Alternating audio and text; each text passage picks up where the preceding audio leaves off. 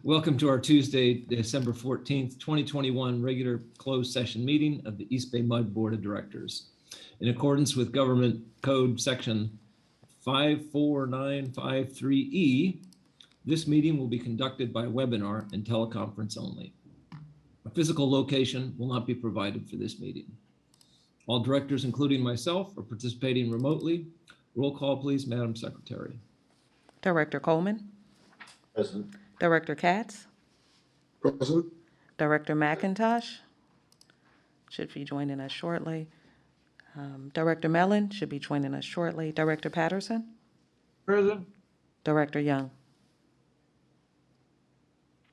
I am present. The Zoom link in the email that you sent out is a little bit wonky this time. I had to shorten it and then use the passcode. Maybe Okay. Directors Mellon and McIntosh may be having the same issue. Okay, so I have Director Mellon there and we're waiting for Director McIntosh. Okay, thank you for that note. All right, we're on to public comment. Hello, Director Mellon. I'm also present. I'm not sure if we got through the whole thing, but if members of the public wish to make public comment, please use the raise your hand feature in Zoom. When prompted, please state your name, affiliation if applicable, and topic. Please refrain from providing personal information such as addresses or phone numbers during public comment. If we need this information, we will have you contact staff directly. The secretary will call each speaker in the order received. Each speaker is allowed 3 minutes to speak. The secretary will track time and inform each speaker when the allotted time has concluded. Do we have speakers? We have, at the moment, we have one person on the line for public comment. We have Eric L. Eric, you should be able to unmute your mic and your 3 minutes will start when your mic is unmuted. Thank you, Risha. Good morning, President Lenny, board members, and General Manager Chan. This is Eric Larson, President, AFSCME Local 444. You, dear board, and the nation are keenly aware that the December Consumer Price Index increase was 6.8%, a shocking and unexpected 30-year high that is costing our members at the grocery store, at the gas pumps, and at daycare. We don't yet know what the CPI will be for February 2022, which is the change that our cost of living adjustment is set to, but it will surely be well above the 4% management has offered for a cost of living adjustment for AFSCME 444 represented janitors, ground maintenance specialists, storekeepers, water distribution plumbers, heavy equipment operators, wastewater plant operators, heavy equipment mechanics, power plant operator mechanics, instrument techs, and electricians. All are paying higher prices and feeling the stress, the pressure of not having had a cost of living adjustment in 20 months while prices are skyrocketing. We're feeling the stress this Christmas, the stress of the cost of food. Meat, poultry, and fish increased 13.6% in the Bay Area in October. Energy, 25% increase. Transportation, 13.2%. Unleaded regular gasoline, 40.2%. Non-durable commodities, 15.9%. And the list goes on. These are data from the Bureau of Labor Statistics for San Francisco Bay Area. We don't yet know what December is or February, but costs are going up, not down. And if you're going to keep people who make East Bay MUD run working here, you've got to show us we won't have to worry so much about how expensive our grocery bill is, that we can buy new shoes for our kids, make rent, and pay the bills. Yes, you've got bills too and budgets to worry about, but when we can't make ends meet, we're going somewhere else. We are highly skilled and specialized workforce. You cannot hire us off the street. It takes years to train any one of us with the skill sets that are in very high demand. You cannot fill positions with the skill sets you need at the wages you're paying now. And with the reduced PEPRA pension benefit, you cannot keep the ones you have without improving. So if management expects us to believe in their budgetary constraints, They need to show us that in years 3 and 4, the cost of living adjustments will be high enough to make up for the shortfall this year. The increase in 2023 and 2024 will not be capped so low that continued inflation could negate any wage increase attempting to offset losses we are currently experiencing. We're almost there. I do want to thank you and acknowledge that we've come a lot closer in negotiations over the past week, but we need to get a little bit closer together so that we can close this deal. Thank you very much. Thank you, Eric. Okay, that was the only person we had on the line All for right. public comment, and I have written public comment that I am to read into the record. And so I'm going to do that now. All right. Okay. And all of the comments are to President Lenny, Board of Directors, and General Manager Chan. This is from Harry Richardson, a supervising systems programmer. Information technology that supports business priorities and operations has significantly increased in complexity over the past couple of decades. Attracting and retaining the skills and experience critical to supporting business operations benefits both the district and customers. Areas of expertise needed now are with architectural, infrastructure, cloud, and IT security technologies. Over these decades, EBMUD has not kept pace with information technology wages and has dropped below market averages, making recruitment and retention more of a challenge, costing the district unnecessary time and risk. For example, one ISD open position has been currently posted for over a year without attracting experienced applicants. I support any equity adjustment for information technology positions to improve district operations for many years to come. Next comment is from Kevin Fitzsimmons, Supervisor, IT Security. I am writing to support the senior IT engineer wage proposal submitted by Local 2019.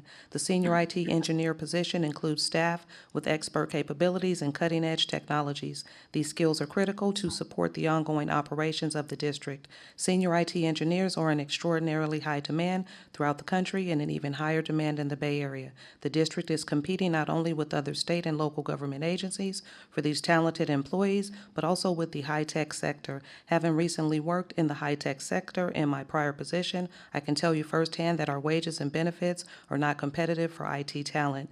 It is critically important that we offer highly competitive wages in order to recruit and retain quality staff that will continue our work to improve and secure the district's IT resources.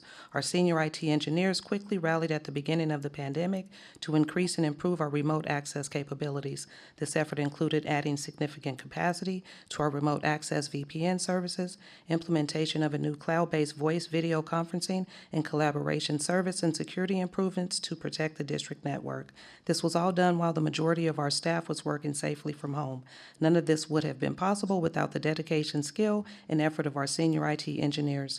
Over time, our senior IT engineers have had to expand their responsibilities as more and more district practices have been digitized and moved to the cloud. This has required our senior IT engineers to continually educate themselves on the latest technologies. This has allowed our ISD organization to lead change and drive efficiencies across the district with the increased use of technology across all departments and divisions. As the district continues to modernize and digitize its operations, hiring and retaining a high-quality senior IT engineer is critical. As the district IT security supervisor, we cannot effectively protect our expanding computing infrastructure without the skill and dedication of our senior IT engineers. I urge the board and management to approve the Local 2019 Senior IT Engineer Wage Proposal. This one will be summarized. This is President Lenny, Board of Directors, General Manager Chan. As the supervisor of 8 IT engineers, I fully support the proposed equity adjustment for their job classification. I can only write about my section, but for me, the overriding reason I agree with this proposal is the district value of respect. We have a very, very talented group of engineers at the district. In March of 2020, my team rolled out a remote work solution for all office workers at the district in a couple of weeks. Why do they go above and beyond almost every single day? They do not do it for personal gain. They do not do it for recognition. They do not do it for a bonus as would be expected in private industry. They do it because it's the right thing to do for our employees and our ratepayers. They do it because they embody the district value of stewardship and are committed to public service. They do it because they are high integrity individuals. I've seen the equity adjustment presentation, and the IT engineers have justified this adjustment based on compensation comparisons, increased workload, and retention and recruitment concerns. We have hired high integrity individuals that perform for more than just money, but it's time for the district to follow through and pay these engineers close to what they're worth. Andy Zito, Information Services Supervisor. Tom Canale, Network Supervisor. The Senior IT Engineer position is a critical technical and project leadership role.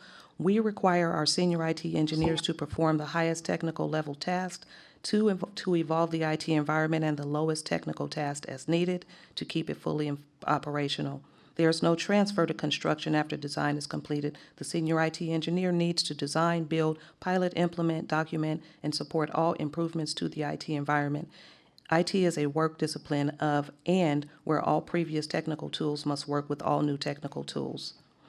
IT skills are not static. While the foundational knowledge doesn't change much, everything else does. Operating systems change, application environments change, IT security changes, managing the technology lifecycle changes. Senior IT engineers are not operators, they are implementers of change. If we cannot recruit talented personnel, then the IT environment will become stale and be dependent upon the use of consultants to implement change. If that comes to pass, then we will just be operators of our static IT environment. Next is Kevin Kim, IT Engineer 2. I am writing to give support to the equity adjustment for the Senior IT Engineer position. Here are just some of the reasons. There have been numerous technologies and services introduced to the district that have been crucial to work during the pandemic and that have streamlined communication, collaboration, and data management. None of this would have been possible without the architect-level work that the Senior IT Engineers completed within the past 2 years. Pay is lower for the Senior IT Engineers at the district than at other similar companies. Not only is pay lower at the district, but at other institutions, senior positions usually only deal with 1 or 2 technologies. The seniors in our group, along with other positions lower down the chain, implement, maintain, and support a whole host of technologies. Tied into the previous point, recruitment has been an issue. It has taken a year or more to find qualified applicants for senior positions in ISD because good applicants are hard to find. The network analyst position is making as much, if not more than, people in the IT engineer track. For example, when I was promoted to IT engineer from network analyst 2, my salary did not change as the salaries were the same. The network analyst 3 salary pays more than even the IT engineer 2 position. There is quite a separation in technical knowledge skill required for the IT engineer position versus the network analyst. Basically, IT engineers are getting paid less for more responsibilities. Next is Michael Leong. I am writing to formally vouch for the request of an equity adjustment for the senior IT engineering position. As demonstrated in the last 2 years, the SITs have readily accepted the challenges and taken swift actions on major projects to maintain business as usual while we exercise shelter-in-place order caused by the ongoing COVID pandemic. Working alongside these positions for the past 6 years, I can tell you they are a great asset to the district. These positions may remain positioned on top of technology, and because of this, East Bay MUD has greatly benefited from their knowledge and guidance. As an example, prior to the pandemic, East Bay MUD was not a telecommuting organization. East Bay MUD did not have the mainstream tools as we do today for collaboration and to securely share data among peers. If it were not for the position's quick guidance and technology implementation experiences, East Bay MUD would not have gone from a telecommuting organization to a full-fledged telecommuting capable organization within 1 month back in March 2020. As an employee of ISD, I see the value and dedication from these positions and would hate to see them depart from East Bay MUD to another organization that will appropriately compensate them for their values, worth, and contribution that they would provide to this organization instead. Next comment is from Henry Levine, Senior IT Engineer. I am writing to you in support of our request for an equity adjustment. As I mentioned in my 3-minute speech when I addressed the board, the position of an IT engineer encompasses a lot of disciplines that constantly are evolving. We work as the backbone of the company and behind the scenes. The movie magic that occurs is because we maintain, engineer, construct, and manage all the parts that go into keeping the technology streamlined. We work with every work group within the company and are an integral part of the system that keeps East Bay Mud shining far above the other water districts. The arrival of COVID has pushed and tested our resolve in the most difficult global emergency. There are too many examples to mention that support our legitimate request for this serious review. The IT role and areas of responsibility have clearly grown since I joined the team 21 years ago. In order to keep up with the technology and demands of a technologically advancing society, we must make that adjustment to retain the talent to be able to compete with similar agencies. Please read the mountains of support, documentation, and decide for yourselves if we are worth the equity adjustment we're requesting. David Valenzuela, Senior IT Engineer.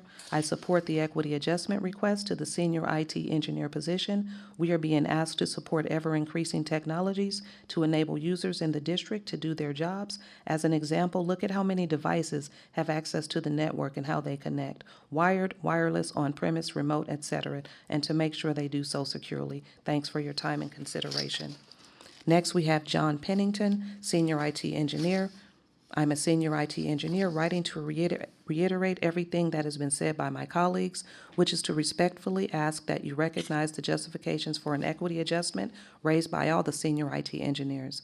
I'd like to point out that our pay is lower than other entities, such as San Francisco, and that our workload requires an extensive and highly diverse skill set. The number of technologies managed by my own team include expertise in technologies from Linux to Oracle databases to Amazon Web Servers to storage networks, along with some programming. The diverse array of technologies I mentioned requires learning new skills to keep up and help ensure stability in the district every single day. Thank you for your time and consideration. Next is Rex Zhao, Senior IT Engineer. I strongly encourage the board to consider our request of salary increase. Here in the District ISD Department, we senior IT engineers are in charge of the district's technological future. Not only do we take care of daily run and maintenance operational work, which impact HR, payroll, scheduling systems that affect people working in the field, but also we constantly work with multiple technologies that would benefit the district operations need and future expansion. Many of us forewent our chances in the private industry and came to the district because we believe we can make a difference. However, we also respectfully request the board to consider in favor of our request of salary increase. We are career professionals that deserve salary commensurate with our seniority, contribution to the district, along with our in-depth industry knowledge and experience. Compared to City and County of San Francisco's senior IS engineer salary, $160K, and Santa Clara Water District, $180K, ours is not even a match. The lower salary does not help in talent retention.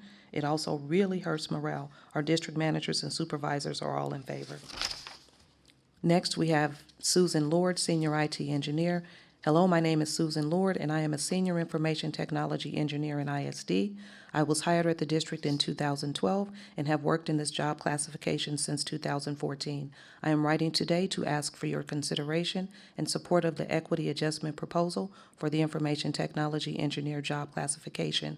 This equity adjustment will help with staff recruitment and retention. Our current salary is on the lower end of the spectrum compared to other local government agencies in the area, which negatively impacts our ability to attract and retain highly qualified people. On top of that, our job responsibilities have increased and become significantly more complex since I joined this job class 7 years ago. We have been tasked with implementing and supporting many new advanced technologies, and we have done so without any salary increases. Our supervisors, managers, and department head support this increase. Thank you for your consideration. Next, we have Brandon Lee, Senior IT Engineer. I am writing in support of an equity adjustment for senior IT engineers. We're a small group and we're taking on more responsibilities. We're developing 3 to 5 year plans for our computing infrastructure and tools. This planning put the district in a position to implement telecommute in a matter of weeks instead of months. Furthermore, we're constantly evaluating tools to streamline processes in the district. From these efforts, the district is able to take advantage of new technologies like single sign-on and passwordless authentication. We're working hard to secure district information in an environment with poor data hygiene. We've implemented tools like email protection, data loss prevention, and multi-factor authentication. These tools protect the district from ransomware, phishing attacks, and loss of personal data. We're tasked with executing the recommendations of the security audit. These changes are not trivial. Each change requires coordination with multiple work groups and constant fine-tuning to ensure the district can continue to function with minimal interruptions. These changes take months to plan and weeks to adjust. For these reasons, I believe an equity adjustment for IT engineers is in order. Next, we have Mark Smith, Senior IT Engineer. With regards to equity adjustment, I think this would be fair for our team class. We provide frequent consulting and support for the electrical engineers who configure network equipment on the DCS OpNet networks. As the network engineers that provide support to them, we should be at least on a par with them in terms of salary. Often their installations and system issues are resolved because of our experience and knowledge gained from decades of experience and pursuing extra training and education. In addition, with the added demands of the new technologies that have been implemented in recent years to support the district's evolving needs and focus on security, the extra skill sets required and high volume of continual training has brought with it a higher workload. The demands of the job have evolved and have become much more complex. Name not provided. Since the pandemic, key ISD employees, specifically senior IT engineers, have pivoted to support the district's IT business processes. In addition to performing our existing job functions, we have taken new responsibilities to adapt to the changing needs of our environment, which allows the district to have business continuity and ensure the delivery of safe drinking water to our customers, especially during the California stay-at-home order. In September 2020, our classification title changed from senior programmer to senior information technology engineer to reflect the changes in our new job functions, but our salary remains the same. With all due respect, it is not right nor justifiable to change our roles without adjusting our compensation. Next comment is from Sean McDonough, IT Security Specialist.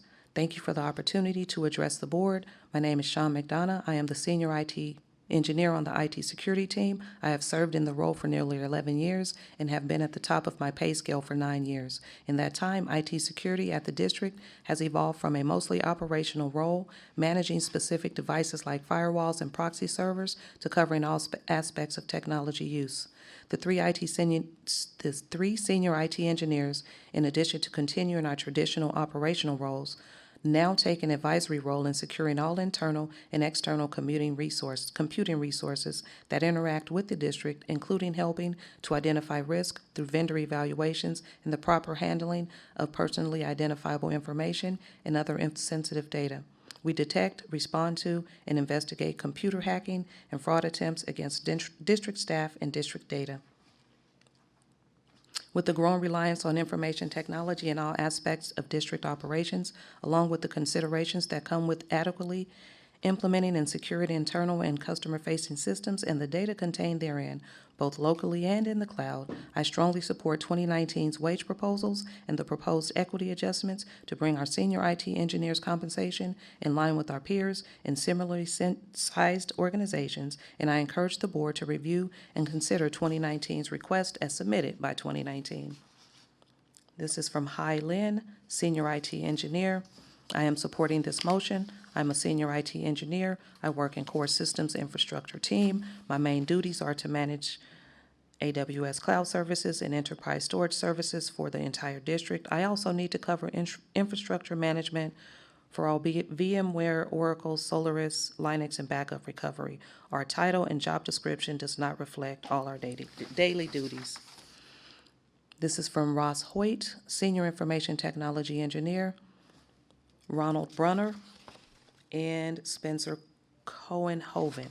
With respect for your time, I will not reiterate everything already said by my colleagues, but I respectfully ask that you recognize the justifications raised for the senior IT engineer's equity adjustment. Comparable compensation elsewhere, compensation overlap internally, drastic increase of responsibilities, supervisor, manager, and department head support, recruitment and retention concerns. Anna Lee, Senior IT Engineer, I support this equity adjustment. Last comment from you, Lynn, Senior IT Engineer. Today, you have heard from IT engineers and our supervisors. You've heard the justifications. There are other considerations to this that I would like you to be aware of. Many of us have sat on the top step of our pay scale for years, some for decades. For most of us, there are no opportunities for promotions. Even if there were, telling someone to change jobs to be paid fairly is not an answer. It is a deflection, nor do promotions pay for the years that have passed. For our newest members, the PEPRA tier is a net loss, giving away nearly 10% of our salaries for a pension that we may not live long enough to benefit from. We are working alongside our colleagues, making nearly 40% less in overall compensation. Other entities have made token offerings to acknowledge this difference. The district acts like this is no distinction. Our use of consulting services is next to nil. I have personally handled 12 large-scale migrations, automated dozens upon dozens of tasks, and worked with over 50 technologies, most of which are not in my job description. I'm just one person on this team. This is not sustainable. You can find someone who will work at the district at continued lower pay. Though one position has remained open for 2 years, we do not doubt it. Much the same as you can eventually find a firefighter, a teacher, or a nurse that will take less pay. Members of the community would not opt to save a few dollars when it comes to critical services. Instead, they want the best for themselves, their families, and their neighbors. This means taking care of the people that take care of the community. This is not a question of greed versus public service. We are not comparing to private sector employment with twice the pay, stock options, and bonuses. One of the smallest comparable entities, DSRSD, pays more for an IT analyst too. San Francisco pays about the same for their journey entry-level IS engineer as we do our most senior. A sampling is attached.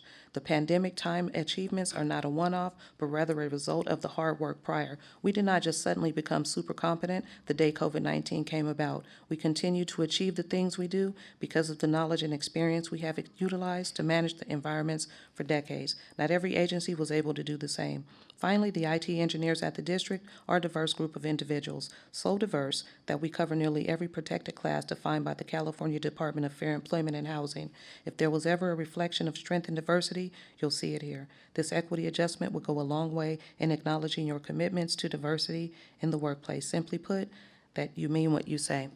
That concludes the reading of the public announcements, not the public announcement, the public comments from the IT security staff, IT staff, and the documents will be filed with the meeting records. And we have one other public comment on the line. President Lenny. Yeah, thank you, Risha, for your reading. We have Take the two. other comment, Okay. 2 comments. We're going to take George Cleveland. And George, you should be able to unmute your mic. And your 3 minutes start now. Thank you, Risha. Good morning, members of the board and Clifford and anyone else who's on this meeting. My talk isn't about negotiations. I want to talk about something else. And I want the board and Clifford to put themselves in the position of the person I'm going to be talking about to see what happened. Since October, there's been a fact-finding mission going on through HR for interactions between a retiree and some active members. And as part of that, one of our members got a notice about this, being part of this investigation back in October 1st. And when those notices go out, they are copied to the employee's entire chain of command. And this person was really puzzled as to why it was being called into this. And us in the union did a little quick research and determined that the investigators had the wrong person. Our member was mistakenly identified. And the problem is, we got the notice on October 1st, and the meeting about this didn't take place until October 12th. So this poor person is wondering what he's done wrong, can't figure out what's the problem is worried because everybody in this chain of command thinks he's done something wrong. And so after the meeting that they had on October 12th, they found we confirmed that it was the wrong person. But his participation wasn't ended at that point. Because this investigation is ongoing, it's still ongoing. The management sent another memo out saying, hey, you're still part of this, you can still be disciplined. And, all the way until December 3rd is the proposed deadline that they were going to have this investigation finished. It's not done yet. A couple weeks ago, the person did get saying, hey, you know what? Their findings were that there was nothing against you. Thank you for your participation. Well, it's a problematic thing there for a couple of reasons. You're mandated to participate. You can't opt out.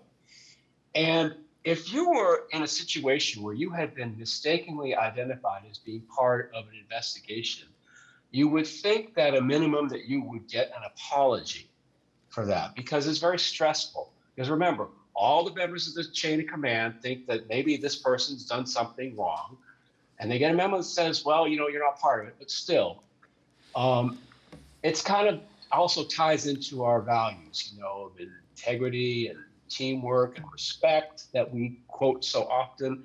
It would be nice if we could live those values. And I really think that it would be appropriate for this particular member or any person who is mistakenly identified that they receive an apology, because it's not right. It's actually it would show great courage on somebody's part to acknowledge this and apologize, and actually would make it realize that we do make mistakes, and if we do that, if someone's negatively impacted by the mistake, that they are apologized to, because it's hurtful. When you're accused of something you didn't do, and then the people who accuse you don't say, okay, you're off the hook and that's it, and don't apologize for it. I just think that that's what needs to happen in this case. And I didn't want to identify our member in this forum, but I hope that someone is directed to get back to me so I can explain the situation a little bit further. George, your 3 minutes have concluded. If you can wrap up your comments, please. Yeah, I'll just personalize it. Clifford, how would you feel if you got blamed for something that Carlton did and you didn't get an apology for it, like when you were kids? So just something like that in that nature. That's all I'm looking for. Thank you for your time. All right, thank you, George. Clifford, I wonder if you'll take a look into that. I don't know that it needs to be a report back to us, but I would like to have it. I'll look into it, President Lenny. Right.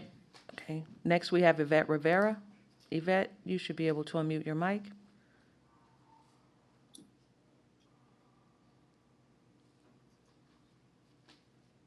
Thank you, Risha. Thank you, Risha. You're welcome. Your 3 minutes start now. Thank you. I just wanted to come on today to pay homage to the two brave and brilliant women of color, Ariel Blannon and Saji Pierce, that sacrificed their careers as attorneys at EBMUD to expose a culture of discrimination, retaliation, and harassment at this organization. For those of you that are new to the district and are just tuning in, I promise that you will get to hear the gruesome details of the Saji Pierce and Ariel Bland discrimination, harassment, and retaliation civil rights lawsuit at future board meetings, because just last week on December 8th, 2021, their attorney, Pamela Price, filed an amended complaint on their behalf. The original civil rights lawsuit against Craig Spencer, former general counsel, Laura Costa, soon to be former HR manager, and EBMUD originally was a complaint in the United States District Court that contained 19 causes of actions. They were for retaliation, employment discrimination, hostile work environment, wrongful termination, and damages. The amended complaint that just came out this past Wednesday contains 22 causes of action.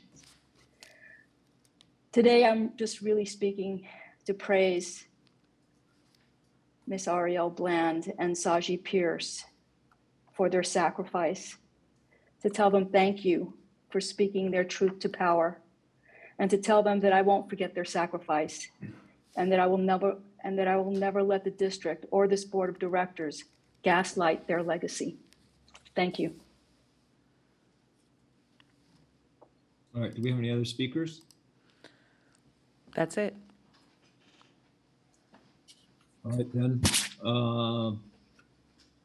We will move on to a closed session agenda items, convene privately. We are scheduled to return to our regular meeting at 1:15 p.m. today.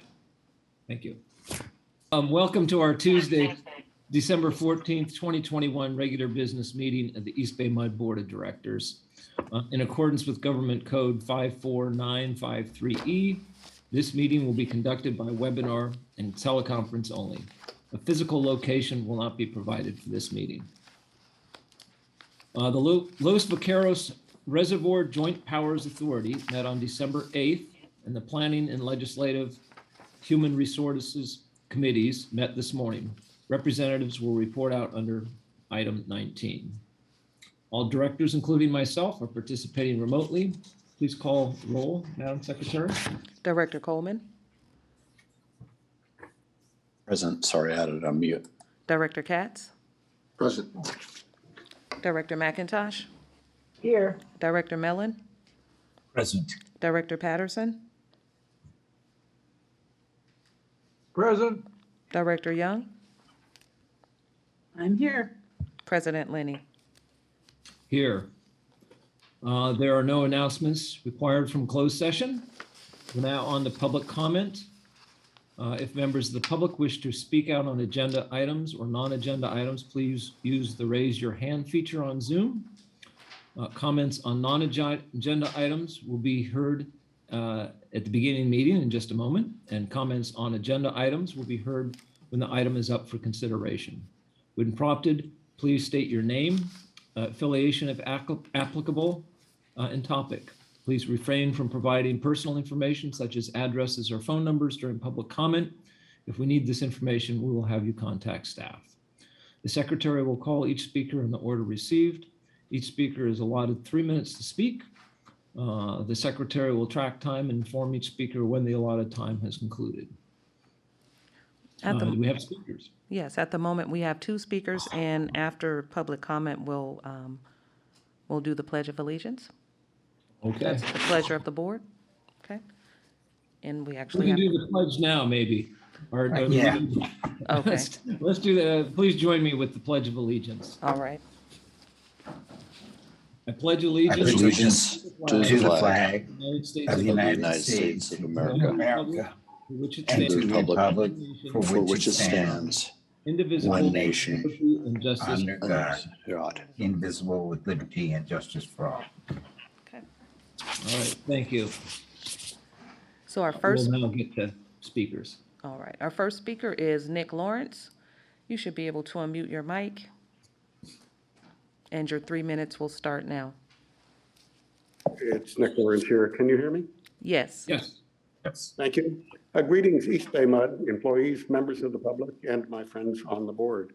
Welcome to today's episode of The Dangerous Condition of Public Property, namely the out-of-service fire hydrant H14100, putting lives and property, ratepayers, and East Bay Mud itself at risk since March 2020. I am Nick Lawrence of Orinda, your host for this episode 9 called Backsliders. My email is eastbaymud@nicklawrence.com. With audience participation, we'll talk about the dangerous condition, its importance, and why you should care. You there, do you have a question? Yes, I do. What is a dangerous condition of public property? Well, simply put, California Government Code Section 835 says it is a defective property owned by a government entity, such as an out-of-service fire hydrant owned by East Bay Mud, of which the entity is aware and has had sufficient time to correct, as is the case with the fire hydrant on Tappan Terrace in Orinda, connected to a puny 2-inch rubber hose and out of service since March 2020, and which contributes to loss or injury such as a home burning down or lives lost. Wow, that's a pretty small hose. Yes, it can provide, as situated, only 73 gallons of water a minute, not enough for the firefighters. But the 8-inch pipe it purports to replace could flow well over 1,100 gallons, over 16 times as much. Enough even to cause a landslide if it got loose. You said rubber hose. Can't that like burn up? Yep, it's not protected against fire or vandalism of vehicles, as was the 8-inch steel pipe. Contains bad chemicals too. Well, why are you so special as to deserve a working fire hydrant near your home? Well, because the fire department requires it, and a portion of my water bill is earmarked for its maintenance. So who cares? Well, you would care if it were your home or your family member who burned to death because the fire department couldn't get water to put out the fire. Well, I live in a rented place. Why should I care? Well, because as a utility ratepayer, when the utility pays out damages, and homes and lives are, as you know, quite expensive, because they're self-insured, you'll be paying higher utility bills to cover that expense. But hey, I just work here. I don't have the authority to fix any dangerous conditions. Well, you should still care, because money spent on paying damages, potentially millions, is money that cannot be spent on, say, better pay or matching 401k contributions. And don't you want to have pride in your workplace? But I heard they were going to fix it by installing an 8-inch supply line to replace the tiny 2-inch rubber hose. Yep, the boss's brother, Carlton Chan, he made that promise 8 months ago, but backsliders apparently took over because it's still not done. I see. So just how many other East Bay mud fire hydrants are out of service? Well, not so good. Actually, there's a 20% increase in just the past 3 weeks now, with over 30 other fire hydrants reported out of service. You mean like the fire hydrant on the corner near my home? Could be. Join the posse. I'll mail you the list. Wow, so who has the power to get this fixed? folks Mr. up Lawrence, on your your 3 screen. minutes have concluded. If you can wrap up your public comment, please. 30 seconds, thank you. The Board of Directors and General Manager Chan. I see. Okay, everybody, we're on the official record and out of time. Tune in again next meeting, same time for episode 10 of A Dangerous Condition of Public Property. And posse members, keep those tips coming to East Bay Mud at NICKLAWRENCE.com. That's it for now. Okay. Next, we have George Cleveland. George, you should be able to unmute your mic, and your 3 minutes start now. I have to follow that? Okay, well, anyhow, first thing, actually, because I tuned in before the start of the meeting, I heard the discussion. Director Coleman, I guess you're talking about your daughter. Is that what I understood? If that's the case, I hope that whatever it is that needs to be done is done properly and correctly so that she recovers and remains healthy. And as Director Mellon said, yes, you're a parent until the end, because I still get told to do by my mom, whom you all know. So, Thank you, George. you're welcome. Now, a thing I wanted to talk about, I thought about talking about our member who was forced to take sick leave when she couldn't work from home. It was COVID related, but it was still not handled properly. Or our member who was suspended, and the suspension was legitimate, but the suspension actually included Veterans Day and Thanksgiving as part of the time served. But those are for another day. I want to talk about something else. It's kind of it's COVID related and negotiation related, I guess, all in one. You know, our leadership, negotiation leadership, had posed a number of questions about a variety of topics, East Bay Mud centric, to Sophia Skoda, and we had requested the vaccination rate for the GM, the board, and managers. And the answer that we got as of December 3rd, the GM and all except one board member has been confirmed as fully vaccinated prior to the deadline. HR is working with the remaining director to secure the QR code. Now, I'm going to go out on a limb and say there's probably I would think that there's a completely understandable explanation, but it's very hard to feel, I don't know, that we're being listened to when we were thinking, you know, it might be a good idea to try to extend the November 1st deadline to accommodate some stragglers, perhaps, and to have one of the members of the leadership who are adamant in hewing to this deadline and not keeping the deadline. I don't know, that just doesn't look very good. So, you know, but, you know, it is what it is, and it already happened. But, you know, I would think that if folks are going to be adamant in what they're proposing to do, that they should also follow those instructions as well at the top. That's all I have to say. And that's pretty much all I have to say today. So thank you for your time, as always. Thank you, George. Next, we have Kelly A. Kelly, you should be able to unmute your mic, and your 3 minutes start now. Hi. I'd like to point out that East Bay Mud is a special district, a public agency, and it has interests, wide-ranging interests that go beyond 2 counties. You know, it's sucking water out of the Delta or upstream of the Delta out of the Sacramento River, and it's drawing water out of the McCollum River. There's a lot of things that wide-ranging impacts and needs that East Bay Mud has. So why is that important? Well, you know, there are local groups in the Delta that have interest in that, in what's going on over in the Delta. There are McCollum River groups that want want to restore salmon runs to the McCollum River. There are environmental groups that care about the environmental impacts of all this. And some of those people might not even live inside East Bay MUD's district. So when I hear one of the members of this board of directors say things like, it's clear that you are not a resident of East Bay MUD, you do not represent any group that resides in East Bay MUD, if you cannot identify who you represent in East Bay MUD, your comments ring hollow. I would suggest that you spend your energy focusing on where you pay your water bill. You know, this kind of attitude of exclusionary attitude, that's called chauvinism. It's also called territoriality. And these are dangerous attitudes for political elected officials of a special district and a public agency like East Bay MUD. It's unreasonable to hold the belief in the superiority or dominance of one's own group or people who are seen as being strong and virtuous, while others are considered weak or unworthy or inferior. Outsiders, excluding the outsiders, telling them that if you don't come from East Bay MUD and you don't represent East Bay MUD, you should go away. That is exactly what this board director is saying. And chauvinism and territoriality cannot be allowed to seep into public discourse. This board and the top management of East Bay MUD must disown and disclaim this attitude and try to re-educate your board of directors, or at least one member of them, of your board, to really try to open up their minds and be a little bit more broad-minded and recognize the interests of people who don't live in East Bay MUD, but they have valid interests too. Many, many different groups, many people. Thank you. Kelly, thank you. And let me assure you, your comments are welcome here, as well as comments from anyone during this public comment period.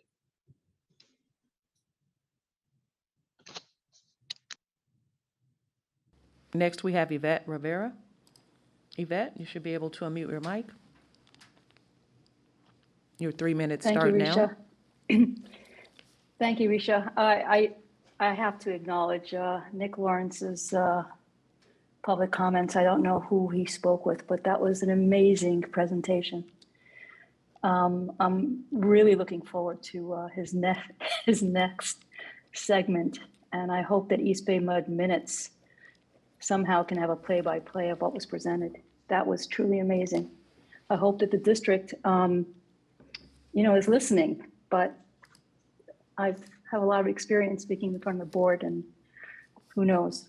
I am here because I wanted to pay homage to the two brave women of color, Ariel Bland and Saji Pierce, that sacrificed their careers as attorneys at East Bay MUD to expose the culture of discrimination, retaliation, and harassment at this organization.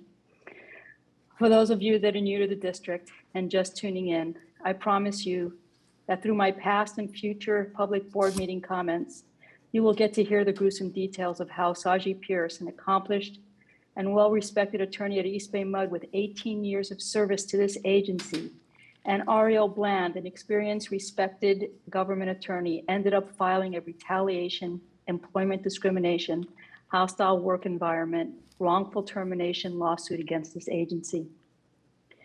To those people of color and women that are new to the district and just tuning in, I also want you to know that just last week, on December the 8th, 2021, Ariel Bland and Saji Pierce's renowned civil rights attorney, Pamela Price, filed an amended civil rights lawsuit that was originally filed early last year. The original lawsuit contained 19 causes of action, but the new amended lawsuit filed last week contains 22 causes of action. Again, my goal here was is primarily to praise Ariel Bland and Saji Pierce for speaking truth to power, here at East Bay MUD for standing up for abuses of power and privilege at this agency in hopes that others may not suffer. I promise that I will never forget your sacrifice and all the sacrifice of other Ariel Blands and Saji Pierces at the district, and that I will never let or allow this board of directors in East Bay MUD to gaslight your legacy. Thank you for your time. All right, do we have any other speakers? We have no other speakers. All right. Then the comment period for non-agenda items is now closed, and we're on to our consent calendar. Items 1 through 3. Anyone wants to need to pull an item from the consent calendar? Do I have a motion? So moved. All right, moved by Second. Director Mellon, seconded by Director Coleman. All in favor, let's have a roll call vote. And that's for items 1 through 11, right? Yes. Okay. Director Coleman, Yes. Director Katz, Yes. Director McIntosh, Yes. Director Mellon, Yes. Director Patterson, Yes. Director Young, Yes. President Lenny. Yes. All right, thank you. That carries unanimously. We're now on item 12A, and we'll conduct a public hearing to receive comments on the East Bay Plain Subbasin Groundwater Sustainability Plan. The public hearing is now open. Staff will give a presentation, and then the board will receive public comment.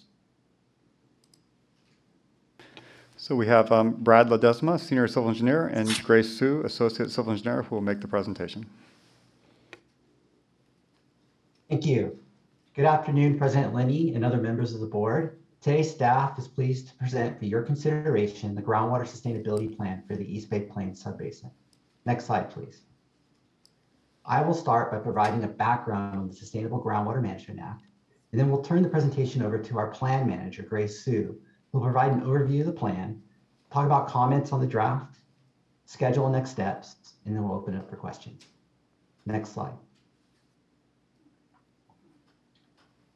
Unlike the East Bay Plains Subbasin, which is only a medium priority basin and has been sustainable for over 30 years, many basins within the state of California had reached all-time historic lows back in 2014. So the state adopted a suite of bills that became known as Sustainable Groundwater Management Act, otherwise known as SGMA. SGMA has 3 phases. The first phase is formation of the Groundwater Sustainability Agency. Looking at the figure on your left, you can see a black border. That represents the East Bay Plains Subbasin. The green shaded area to the north is the responsibility of the district's GSA. The yellow shaded area to the south is the responsibility of the Hayward GSA.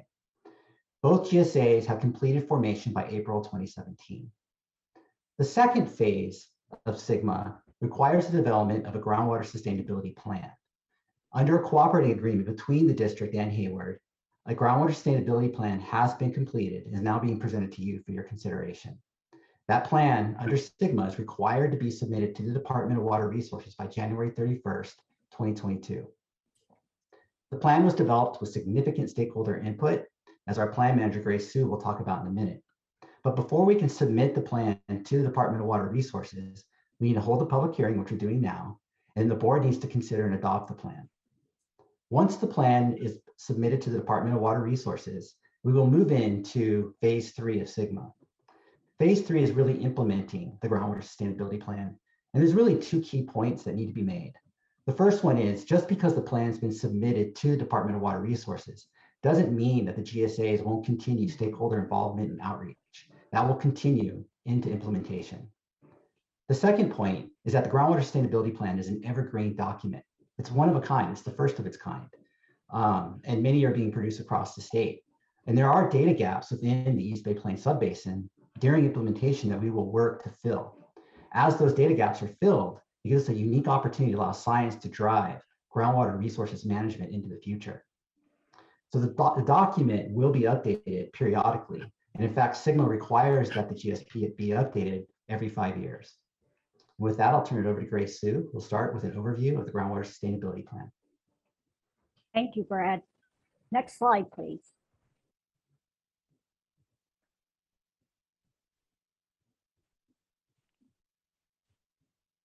Oh, thanks.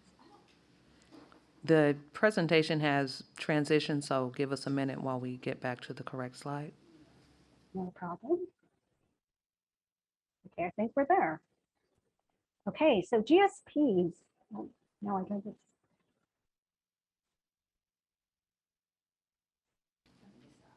Okay, we're ready. Okay, thank you.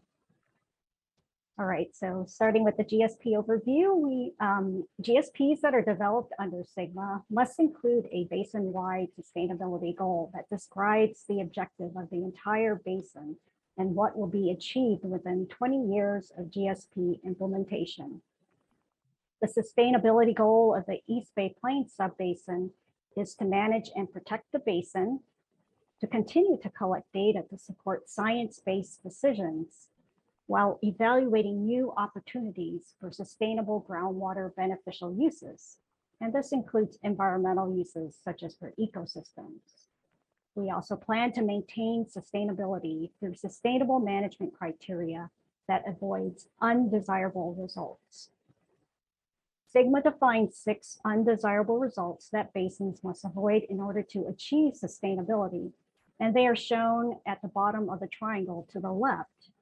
These undesirable results are also referred to as sustainability indicators and are the lowering of groundwater levels, reduction of groundwater storage, seawater intrusion, degradation of water quality, land subsidence, and depletion of interconnected surface water. Sustainable management criteria are developed for each of the 6 indicators, which are the metrics that define whether the basin is sustainable or if undesirable results may occur.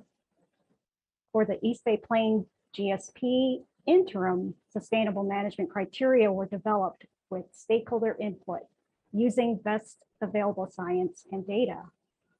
However, we have major data gaps that exist for all the sustainability indicators, and therefore these sustainable management criteria will be updated in the future once more data is collected.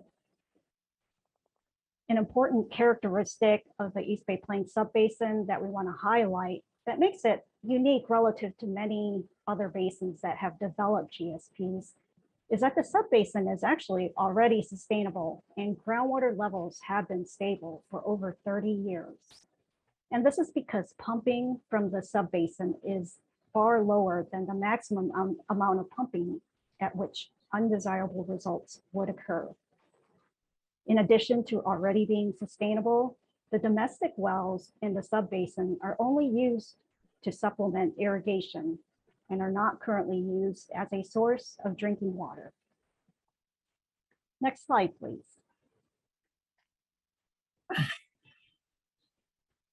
Representative monitoring site wells, or RMS wells, are the wells that will be used to collect data to help fill the data gaps that exist for all 6 sustainability indicators. They are also the wells that are used to evaluate whether the subbasin is maintaining sustainability and avoiding undesirable results.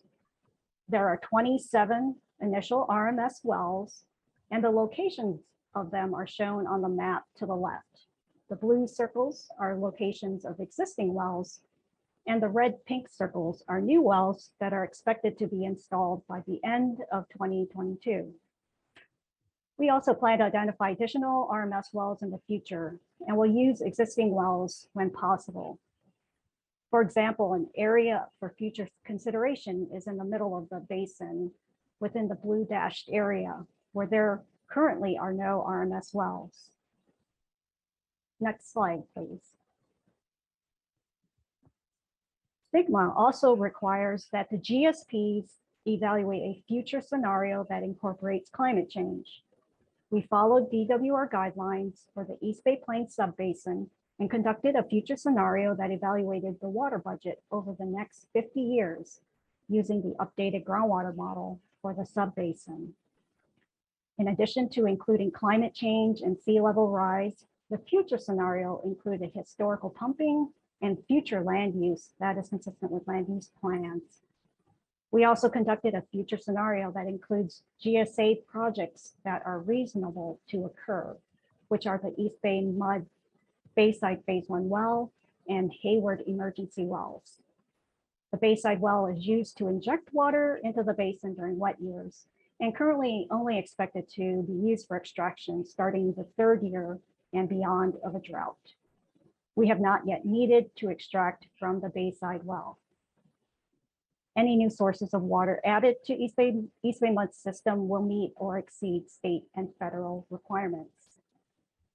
Based on the evaluation of the future scenario conducted, we expect that the subbasin will remain sustainable and no undesirable results are expected with the projects. Next slide. Can I ask a question, please? Sure, of course. You mentioned that East Bay Mud has not drawn any water from that basin, but Hayward also has wells. Have they drawn any water from that basin? No, they have not from the emergency wells, that the 5 emergency wells that they currently have. Okay, thank you. Sorry to interrupt. No, no problem at all. Okay, so here the GSP also identified monitoring actions that will be performed during implementation of the plan in order to fill the data gaps that will be used to drive future science-based solutions. These actions include continuing to monitor for groundwater levels and water quality. Surface water monitoring will be conducted to fill the significant data gaps we have with the depletion of interconnected surface water, as well as with identifying groundwater dependent ecosystems.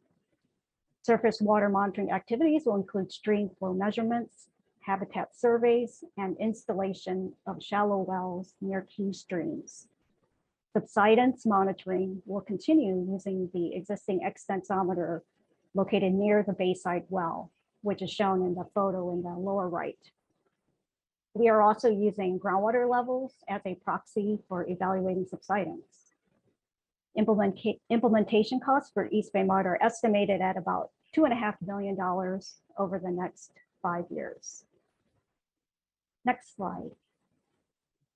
We share the costs overall with other agencies, right, for the plan? That portion, the $2.5 million is East Bay Mud's portion of the cost, and Hayward has a portion that they have beyond that. So how much do they wind up paying? Brad, do you have the number? I don't have it handy, but I will look it up. That's fine. Thank you. Again, my apologies for interrupting. Not at all. No problem.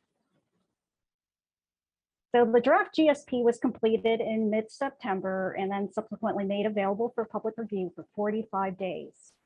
During the development of the GSP, which started in 2018, we held a total of 22 stakeholder meetings with the 3 stakeholder groups, which are the Interbasin Working Group, Technical Advisory Committee, and the general stakeholders. We emailed the stakeholders about the availability of the draft GSP for review, publicized it on social media, and also provided several hard copies at libraries. And we also held a stakeholder meeting in late October to solicit initial feedback on the draft GSP. 5 comment letters were received, reviewed, and considered.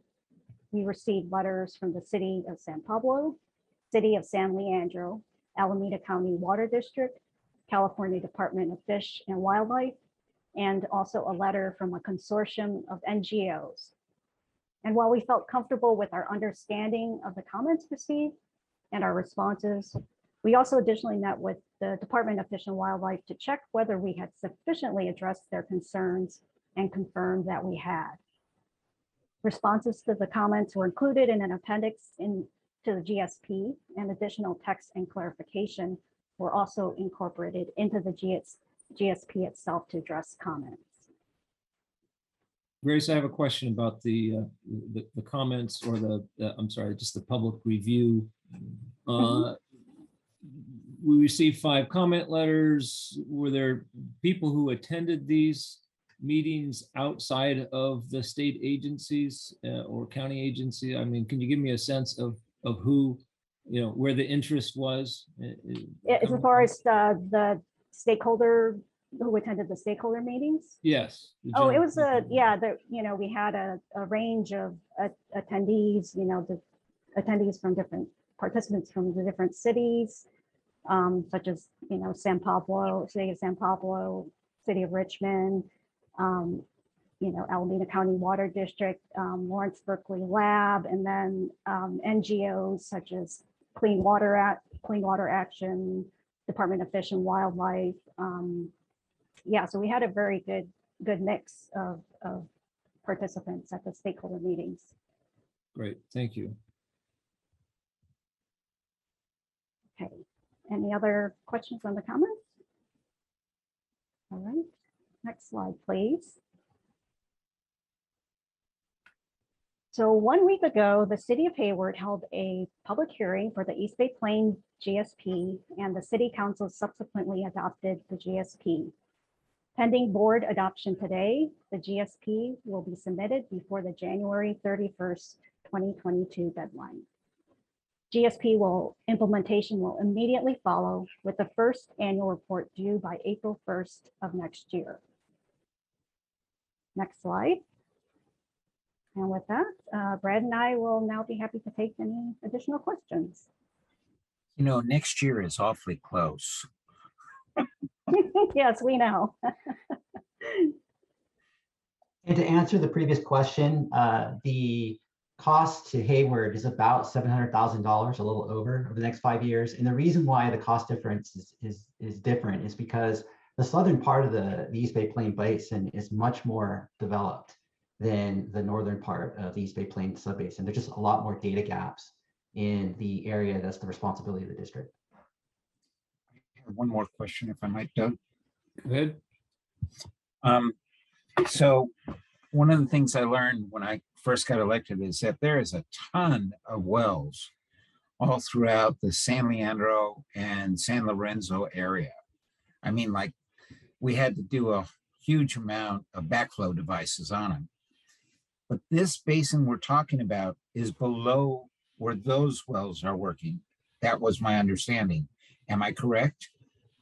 Yeah, majority of the wells that are actually in the East Bay Plain Subbasin, in particular San Leandro and San Lorenzo area, are used to supplement irrigation, and they're located mainly in the upper 200 feet of the groundwater basin. And when we talk about future groundwater resources in the East Bay Plain Subbasin, we're really talking about depths greater than 200 feet and what they call the intermediate and deep aquifers. Okay. Thank you. John, you have your hand up. Great, thank you.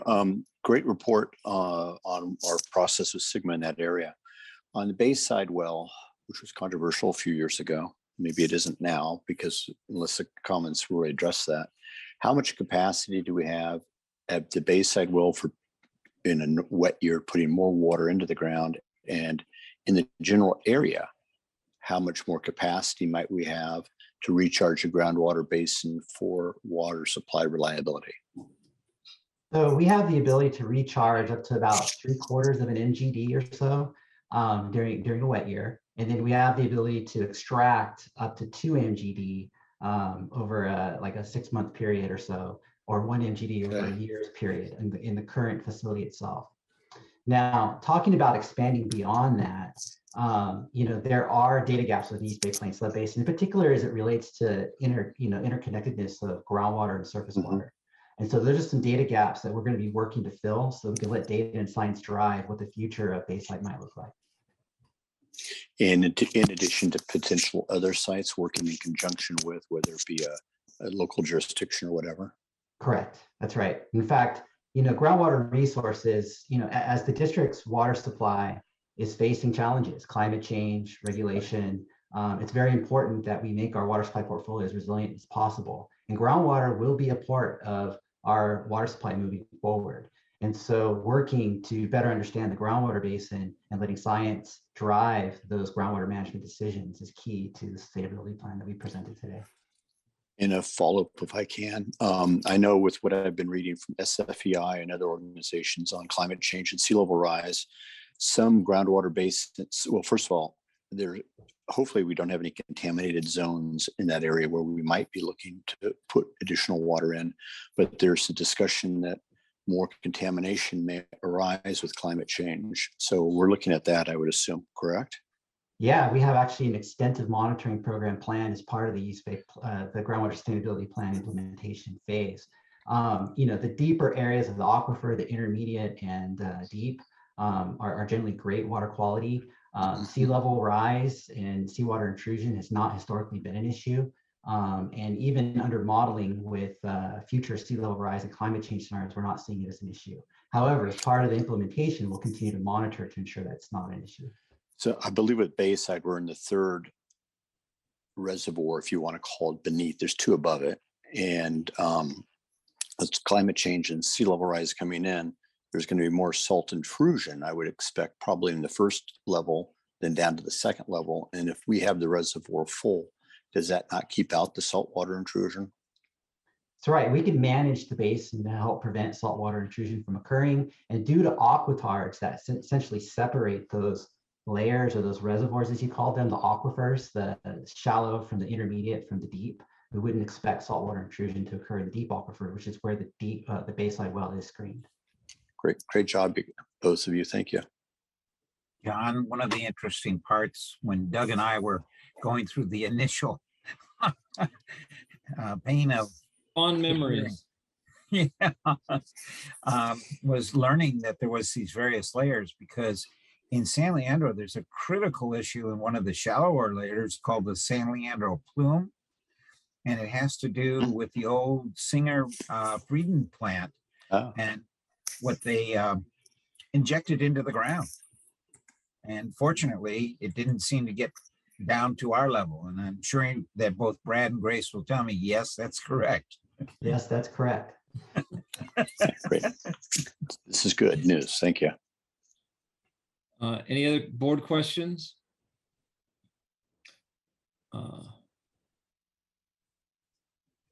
Bill, do you have your hand up? I'm sorry. I can't tell.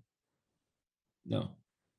I have a question that's unrelated, well, related, but not specific to this groundwater basin. And I'm not sure if you're the ones to answer it or someone else, but this process, I assume, is going on in the area where we have our San Joaquin project, the Dream project, and is it on the same timeline more or less, or I'm sure we're monitoring that. Actually, the Eastern San Joaquin subbasin is what they call a critically overdrafted basin. They actually had to complete and submit their groundwater sustainability plan, and they actually submitted it in 2019. And so they're actually, working through implementation right now. And the Dream project, working collaboratively with our partners out in East San Joaquin, is one of those potential pilots that could help with their situation. All right, thank you. So as part of the public hearing here, if members of the public wish to make comment, please use the raise your hand feature at this time. I don't have anybody online at the moment who has public comment. All right. Any further board discussion? If not, I will go ahead and declare the public hearing closed, and which takes us to agenda item 12B, to consider adoption of the East Bay Plain Subbasin Groundwater Sustainability Plan prepared pursuant to the Sustainability Ground Management Act. Go ahead, Marie. Oh, no, Frank, it doesn't matter. Go ahead. Because it's an area that has been kind of close to my heart for a long time on the board, I would like to move the adoption of the plan. Second. All right, so we have a motion by Director Mellon, seconded by Director Patterson. Before we have a vote, I'm going to ask one more time if there's any board comments or any public comments Sure, I'll have a quick comment. I'd like to thank both Frank and Doug having put up with all those meetings where I remember they came to our board as well.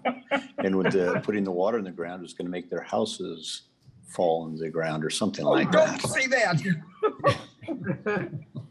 Willikers. Thanks, John. It is interesting to have it studied so well now. It seemed like at the time it was a mystery, certainly to Frank and I, and certainly to a lot of the neighbors. And that I'm hoping that this plan may allow us to have a more dynamic use of the groundwater basin, and certainly a sustainable one, and for everyone to have a place to go to have better understanding of how all that works and how well it's being monitored. Yeah, the only comment I would have is that this groundwater basin, while our interest and activity has been in the part of the district that is adjacent or in Frank and Doug's ward, that Andy and myself and Lisa all, sit over part of this basin as well. And I don't know if Bill does. I think his ward might not be in the basin because it's in the hills, but yeah. So it's of interest to all of us, and it's important to all of us. All comments or input are welcome, inside or outside of the basin or the district. All right, so we have a motion and a second. Any public comment one last time? None. Madam Secretary? None. Okay. Let's go ahead then and have a roll call vote on this item. Director Coleman? Yes. Director Katz? Yes. Director McIntosh? Yes. Director Mellon? Yes. Director Patterson? Yes. Director Young? Yes. President Lenny? Yes. Great, that motion passes unanimously. And again, thanks to the staff. It's been a long journey in getting to where we are here. As you said, it's a living document. So we look forward to updates as time goes on here. We're now on to our determination discussion item, and I'll ask our general manager to introduce each item. Thank you, President Lenny. So first for your consideration is the appointment of Ruby Acevedo to the position of Assistant Attorney. I'll let you know that Ruby is in the boardroom today, and Derek McDonald will introduce the item. Directors, I am pleased to recommend for your consideration and appointment Ms. Ruby Acevedo as an Assistant Attorney in the Office of General Counsel. Ms. Acevedo is from Salinas, and she has a Bachelor of Arts in Political Science from Santa Clara University and received her law degree from Santa Clara University School of Law. Since graduating from law school, she spent her legal career working in the public interest. She worked at the Law Foundation of Silicon Valley and then with Centro Legal de la Raza in Oakland, where she gained litigation skills advocating on behalf of low-income tenants. She then moved to Public Advocates in San Francisco, where she has represented individuals and community groups in state and federal community interest litigation regarding land use, housing, and environmental matters. And with Public Advocates, she has also negotiated community benefit agreements in relation to commercial real estate developments, and has advised agencies and elected officials in the areas of the Surplus Land Act, the California Environmental Quality Act, General Plan Housing Element Law, and the Fair Housing Act. Ms. Acevedo's entire legal career has been dedicated to public service. And given the district's ongoing efforts to provide services to all of our customers in an equitable manner, she will be an ideal fit with the Office of General Counsel. We're very pleased and excited to have her join us. And I note that she has several family members joining us via Zoom, and that after your consideration and appointment, I'm sure she would like to say a few words.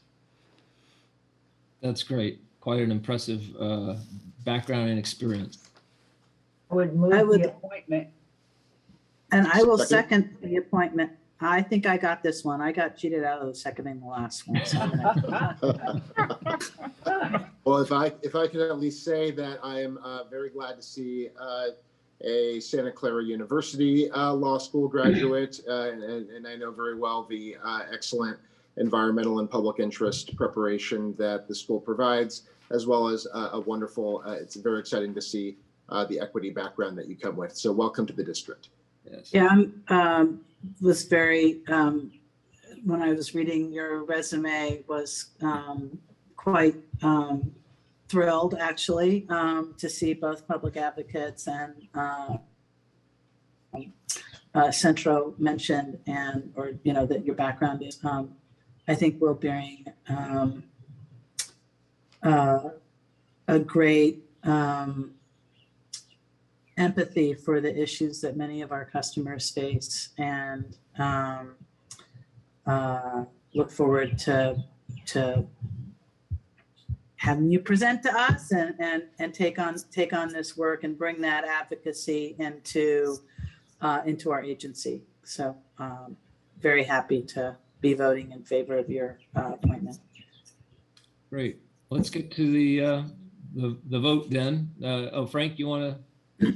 Well, I want to echo, and you've got some very impressive credentials, and looking forward to seeing some of that magic out of Santa Clara, show itself, because the two, as far as I'm concerned, the two best law schools in the Bay Area are Santa Clara and University of San Francisco. That other school that has something UC attached to it, those guys are still practicing. Welcome. Oh, you're really... And Stanford, anything to say about that? Let's go ahead and go to a vote on this. Madam Secretary, would you do a roll call vote? Director Coleman? Yes. Director Katz? Yes. Director McIntosh? Yes. Director Mellon? Yes. Director Patterson? Yes, but congratulations. Director Young? You bet. President Lenny? Yes. All right, carries unanimously. Congratulations. Ms. Azevedo, do you want to make a comment?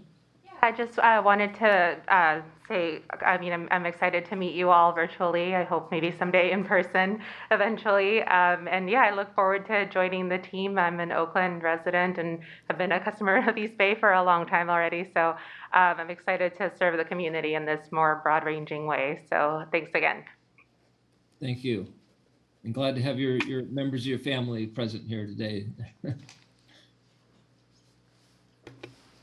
Okay, so congratulations, Ruby. And next is the emergency declaration for the Oakport wet weather facility. You might recall back on November 3rd, we declared an emergency to install a sodium hypochlorite storage tank at the Oakport wet weather facility after one of the tanks failed catastrophically. Today, we have a resolution for your consideration to end the emergency declaration. Eileen White, Director of Wastewater, will share with you the work that was done in response to the failure. Great, thanks, Clifford. Well, good afternoon, President Lenny and members of the board. Today, I'm going to provide a brief update on the district's response to the chemical tank failure at the Oakport wet weather facility and recommend the board declare an end to the emergency. Next slide, please. So I'm just going to give you a quick recap of the tank failure incident, describe the follow-up work that has been completed over the past few weeks, and then finish with our next steps. So next slide. So here's a timeline summarizing the major events. On Monday, November 1st, the sodium hypochlorite tank failed at 8:02 a.m. and the incident was quickly stabilized. As you know, sodium hypochlorite is a chemical used for disinfection. On Tuesday, November 9th, the board of directors ratified the emergency declaration. On November 30th, the replacement tank was in service. And then on Thursday, December 9th, the temporary tanks were put in service just in time for the upcoming storms that we've had the last few days. And I should mention that yesterday we saw peak flows in the wastewater system of over 500 million gallons per day, which is over 10 times our normal flow. All three wet weather facilities were activated, and it was great that we had these temp tanks installed on time. Next slide, please. So the picture on the left shows you the failed tank, which was demolished, and improvements were made to its concrete pad. And the seismic curb shown at the top right was removed to allow for the new tank to be installed. Next slide, please. So once the pad work was complete, the 10,000 gallon spare tank from the render treatment plant was delivered by truck. It was lifted onto the pad by a crane, as you can see in the photo, and installed. Installation also included a number of activities such as anchoring, installing wind and seismic restraints, making pipe connections, configuring instrumentation, connecting power, and then testing. So that was completed. And then the next slide, we're going to talk about the temporary facility. So the temporary facility is located near the entrance of Oakport, as shown in the photo. And the temporary facility consists of 2 sodium hypochlorite tanks, secondary containment, pumps, instrumentation, and piping. And the new tanks are shown as green circles within the blue temporary containment area on the slide. The existing tanks are located in the green box area next to the yellow highlighted area. So the yellow highlighted area is a canopy structure over the sodium hypochlorite pumps and piping. And then the yellow line in the photo shows the piping that allows the new tanks to feed the existing tanks through a connection to existing piping in the canopy area. And so these new tanks act as an extra reservoir of nearly 14,000 gallons, which was very useful during the storms that we had yesterday and last night. Next slide, please. And here are the photos of the 2 temporary tanks and the secondary containment. And then once again, installation for these 2 tanks included a number of activities such as anchoring the tanks, leveling, making the pipe connections, configuring instrumentation, connecting power, and then testing. And then the next slide, please, summarizes the costs. And so the table summarizes the cost to demolish the failed tank and install the spare tank and the temporary tank facility that was constructed by our contractor, Rivera. So the total estimated cost for both the demo tank and the installation of that and the 2 temp tanks is $235,000 to $240,000 is our estimate at this point. And then the next slide kind of just summarizes our next steps is that we're recommending the board declare an end to the district emergency. We're going to continue to review our preparedness for wet weather events. Knowing we have aging infrastructure, we see the importance of continuing to look at our facilities on a regular basis. And then we want to implement our lessons learned across the whole wastewater system so we're prepared for future events. And then the next slide, please. And then lastly, I just want to acknowledge and say thank you to our talented and dedicated team responding to the tank failure on the day that it occurred and the hypo leaked from the tank. And then the following weeks was truly a team effort across different departments, functions, and divisions. Every member of the team truly embodied the district's values as stewardship, integrity, respect, and teamwork. Next slide, please. Finally, I just want to say thank you for listening today and thank you for the board support during this important emergency. And it was great that we had our tanks installed on time for the storms that we've had the past several days. Great. Do we have any questions from board members? Eileen, can you remind me what was the cause of the tank failure? Do we know? We just think it was probably aging infrastructure. It was going to be replaced within 2 years of the CIP, but it had a mind of its own and decided to fail before we could get to it.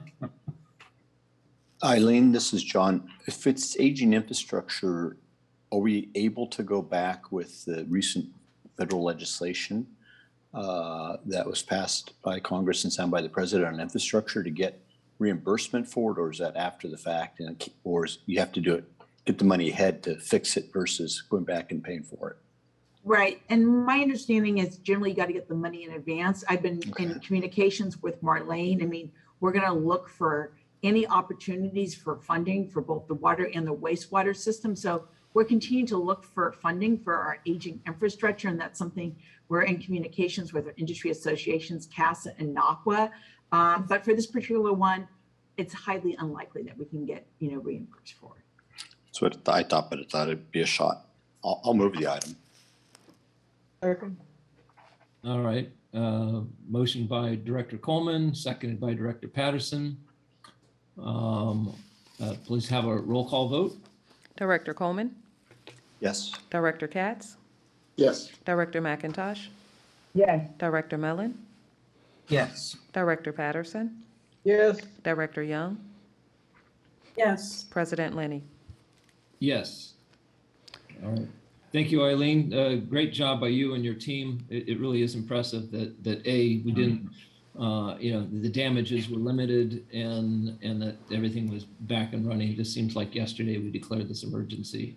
And like you said, in time for the wet weather that we got. So great work. Great. Thank you for your support. Thank you, Eileen. So next we have a resolution to continue to hold virtual board meetings under AB 361. Before we begin the discussion, though, Dave Briggs will provide a brief update on the latest COVID information, including information on the safety protocols that we would put in place when we begin in-person meetings again with the board. Okay, thank you, Clifford. Good afternoon, President Lenny. Good afternoon, members of the board. I'll give you a little bit of context here while you consider the resolution. And slide 2, we're showing our latest COVID case rates for Alameda and Contra Costa County, and luckily they have been stable recently.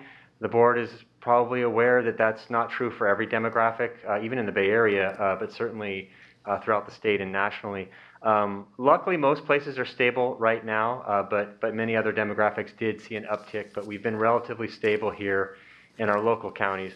And this is not the only data that we look at. It's also important to bring in the hospitalization rates and the death rates. Hospitalization rates locally here have been stable, and the death rates have not, even though that is somewhat of a lagging indicator, at least the published death rates, that's not spiking either. So even though we have begun the winter, and if you look at the center of the page there and compare what we saw last winter, and it's hard to see in the graphic, but mid-December last December, we were halfway up that mountain. So we are not seeing a winter surge so far. We still have the rest of the winter to get through, but we are several weeks past Thanksgiving, and it's stable so far. So to the extent we can just focus on what's in front of us and here and now, things are relatively stable. We are at 160 employee positives at this point. We got one, I think, yesterday or the day before, and we have only had 3 in December. We had 10 in November, and by and large, for the past couple of months, we've averaged 1 or 2 positives per week. And about a dozen employees are at home quarantining or in an isolation for some COVID reason or one or the other COVID reason. So assuming that we do not see a winter surge, we will begin our safe return to workplace plan implementation in the middle of January. We notified employees formally of this on December 8th, and this would involve just after Martin Luther King Day on Tuesday, January 18th, we would welcome employees back 1 to 2 days a week, and this would be the first stage of our transition back to work. The departments, particularly in the administration building, will work together to make sure that we keep the occupancy levels below 50% for several weeks during this period to kind of smooth things out as we welcome people back. And we keep an eye on all sorts of data that I mentioned, whether it's the Omicron variant or the Delta variant or any other one that comes up. So far with our stable metrics that we're tracking, we don't expect anything that we've seen so far to affect the timing of this implementation beginning in January. All of our safety protocols remain in place. There have been very few changes in the last 6 or 7 months, which has really helped get the word out and maintain compliance and consistency. The biggest change has probably been the testing program that began in September, but by and large, our safety protocols have really been consistent. 92% of the workforce is vaccinated. 7% is not. Those are the ones with approved exemptions, and about 1% are either in process or are on some form of long-term leave.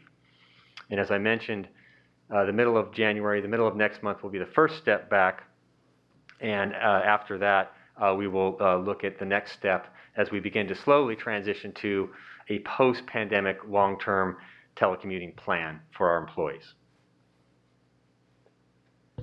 Okay, so Assembly Bill 361 amended the Brown Act and allows the board to meet virtually, provided they find certain findings that are listed here on slide 4. So these are built into the resolution that I believe General Counsel or General Manager will walk you through. But listed here for your reference are: the board must find that the state of emergency under the Cal Emergency Services Act has been declared and is in effect, and one of the following: state or local officials have imposed or recommended measures to promote social distancing, or as a result of the emergency, meeting in person would present imminent risks to the health or safety of meeting attendees. And as you contemplate those findings, I wanted to just give you some reference to what the environment will be like in the boardroom when we do transition back to public board meetings and welcome the board back. All attendees in the boardroom will wear face coverings and perform a symptom self-check prior to entering the building. And this is true for visitors, employees, board members, and the members of the public. We will limit staff attendance and public attendance in the boardroom, and we will make an overflow room available, which will be the TRC immediately adjacent to the boardroom. When the public wants to address the board, if they are making use of the overflow room, they would be escorted to the boardroom to make a public comment at the podium where I am now to address the board personally. And then otherwise, overflow would be handled by in the TRC, where the board meeting could be monitored. And security staff, like they always do, will monitor the public entering the building to make sure that they perform the self-check, to make sure they're wearing a face covering, and then during the board meeting itself, to monitor the occupancy levels in the boardroom and all other safety protocols. We'll have that staff here with you.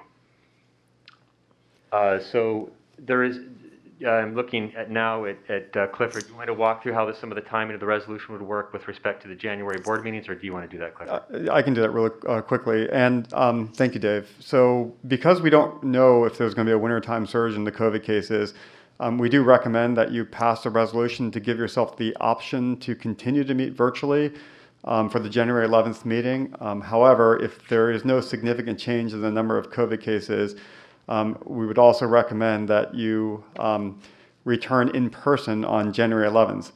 Now, that meeting would not be open to the public, but the public can still participate virtually. Then on January 11th, the board can consider if they want to reaffirm those findings. If the board does not reaffirm the findings, then the January 25th meeting would be open to the public with the protocols in place that Dave had just mentioned. And we will also still allow the public to participate virtually as well. So with that, we can take any board questions or discussion. Marguerite?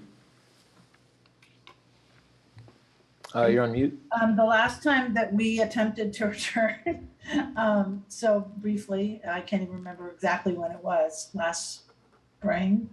There were accommodations made for those of us, I mean, all of us share office space on board days. Are we going back to the similar, or what's the plan for that? Do we have one? Yes, Director Young, I'm working with Risha to make sure that each board member will have an individual office for the foreseeable future. Okay, would that include the TRC as an office? No. No, okay, so actual office space. Okay, great. Any other questions, comments from board members? So again, this would allow us to return January 11th. We would still have limited access by the public to in-person board meeting, but still participation by Zoom for any public, limited staff.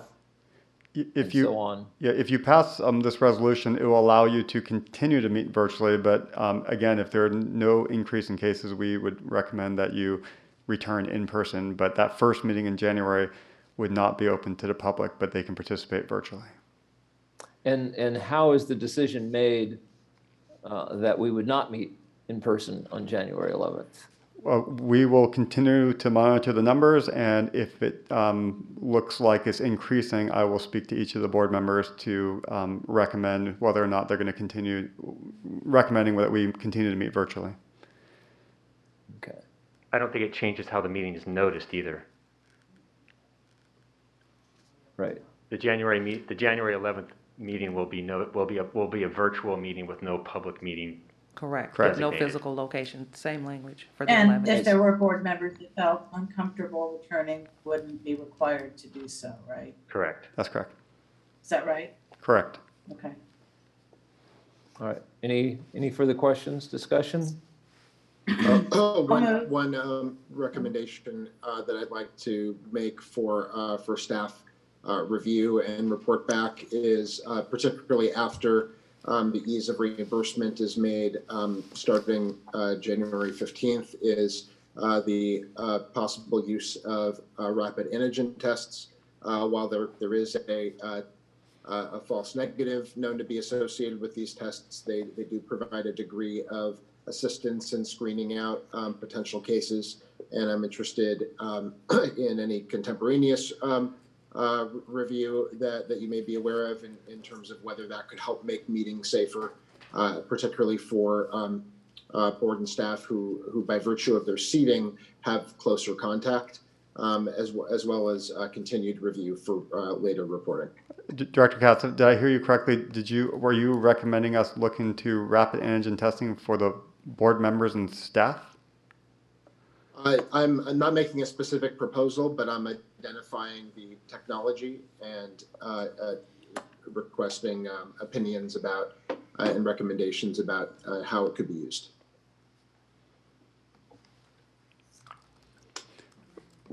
So I was just, Director Katz, just for reference, the district does have antigen testing available now. That's been sort of slowly been integrated into our testing program. And I believe the vendor has recently decreased the turnaround time for that antigen test to a few hours.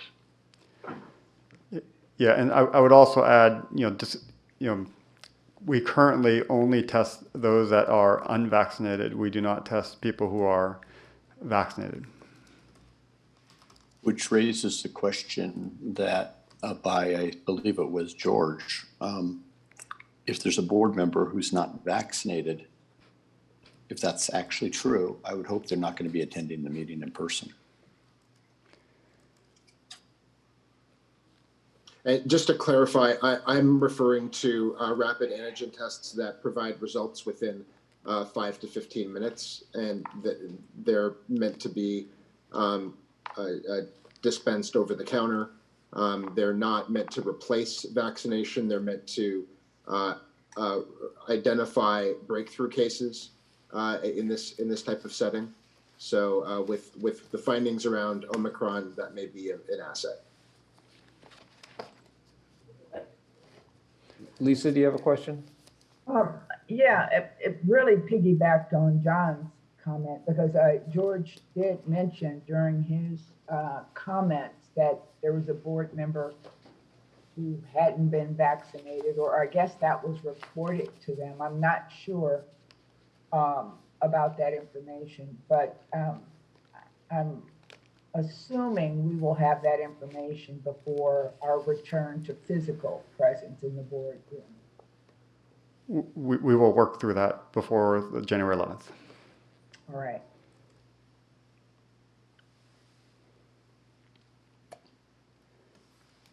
I'll move item 15. Okay. Yeah. We have a couple of hands for public comment. Okay, I just let's go ahead and finish this. John, you made the motion. Did I have a second? I think I heard. Yeah, I second it. Okay, Marguerite seconded. Okay, let's go ahead. Okay, give me Public one comment. moment. Let me just write that down. Okay. We have George Cleveland. George, you have 3 minutes, starting now. Okay, thank you, Risha. I don't need the 3 minutes, hopefully. Board members, I'd like to clarify what I said, because I did not say that someone was unvaccinated. What I said was that we had a deadline that we had to send information to the district to prove that we were either vaccinated or we had a religious and/or medical exemption. That's what I said. So there was somebody on the board that didn't meet the deadline, proved that they were vaccinated. I didn't say they were or they weren't. It was just the proof. And it was that deadline that was problematic, and we wanted to have it pushed back. And it's troubling that we had our members, there were several members who didn't meet the deadline, were being punished for it. And it's very disappointing that our members are being punished, yet someone at the tip top of this leadership hasn't completed that appropriate task. That's what I was trying to say. That's all. Thank you. Wait a minute, George. Are you saying that one of the board members is not vaccinated or not? Oh, he's not I'm saying that I don't know.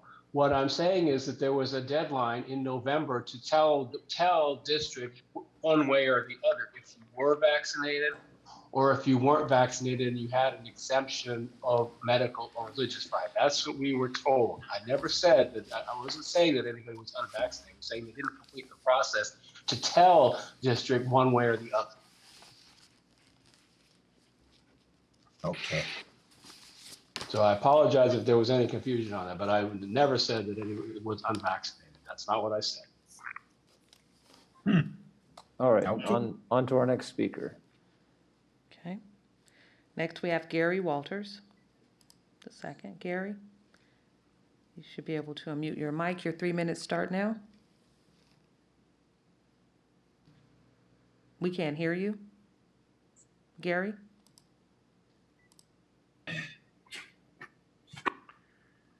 Gary, are you there?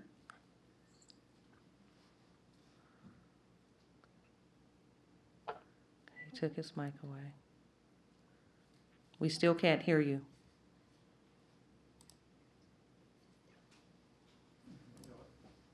Okay. You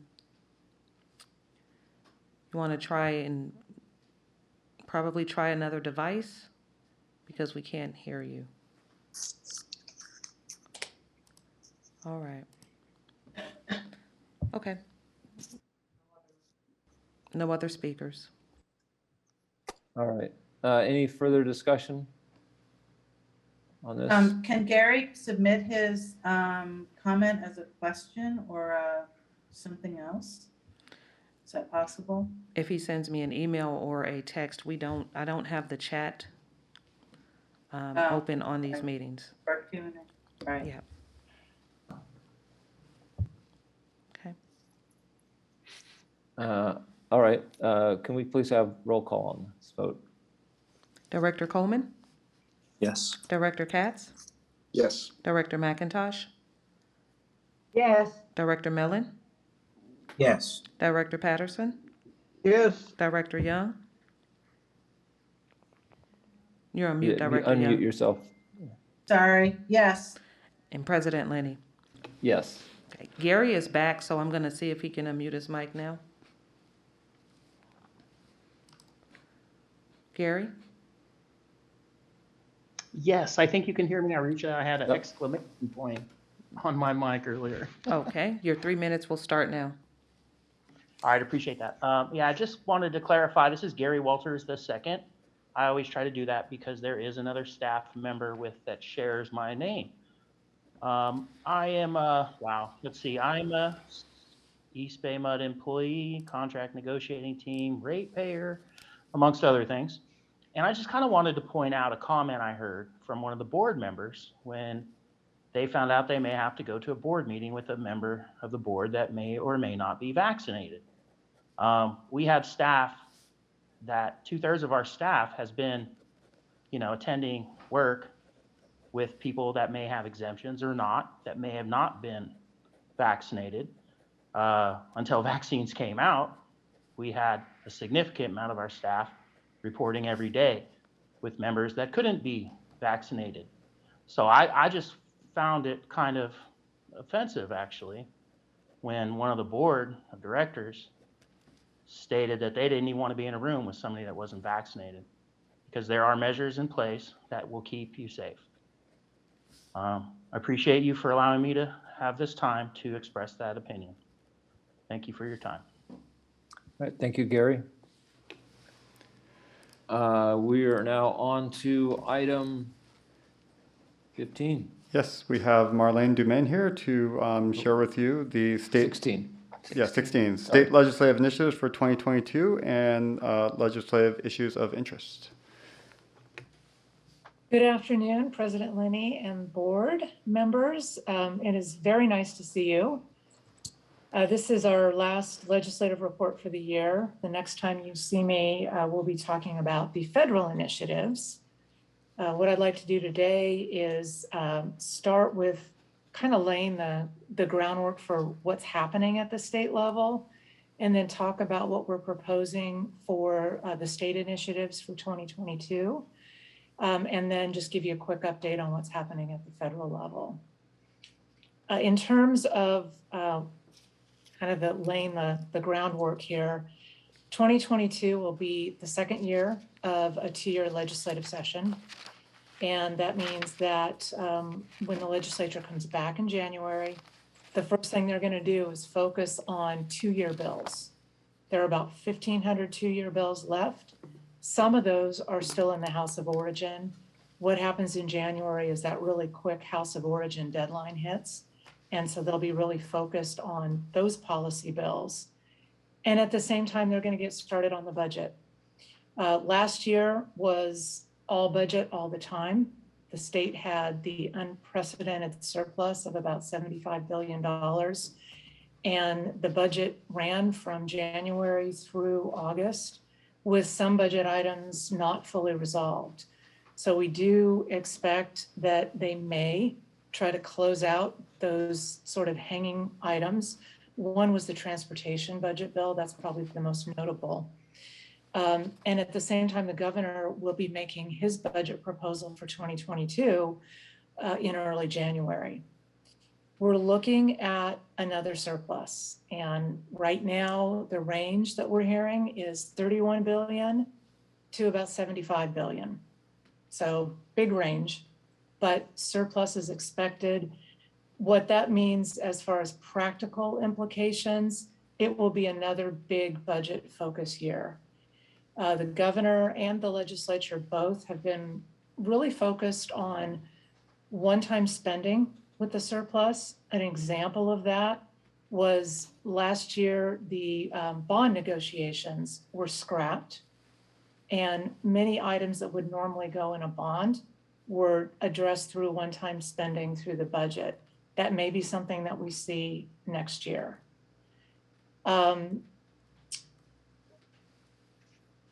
I'm just looking here at what else I had. Oh, a couple of other dynamics for you that are going to make next year kind of interesting. We're still in COVID. It's an election year. Redistricting kicks in. I think the maps are final at the end of this month. On the assembly side, we already know of 9 Democrats that either are already gone, are planning to resign, or are planning not to run in November for that next term. So there's going to be a different dynamic on the assembly side for sure with these 9 members.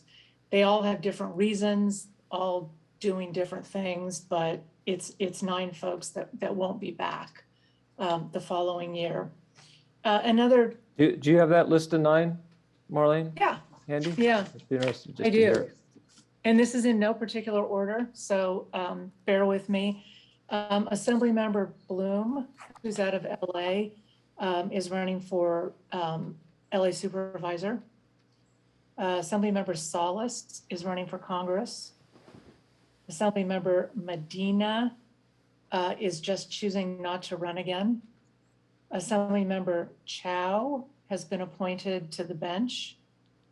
Assemblymember Chu is now the San Francisco City Attorney. Assemblymember Frazier is going to work in transportation. Assemblymember Quirk, who is our delegation, is not running for the next term. Assemblymember Mullen is running for Congress.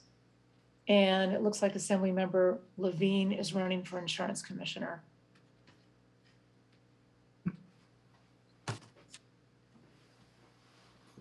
Thank you. Sure.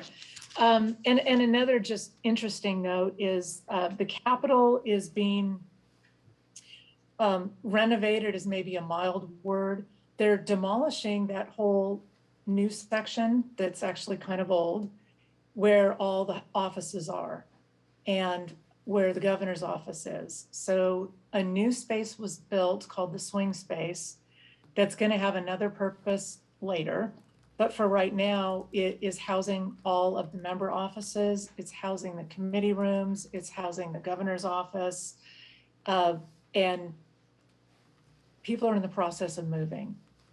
That's going to mean nobody's going to be on automatic pilot. They're still going to be trying to figure out where the restroom is, where people's offices are. It's sort of an open plan environment.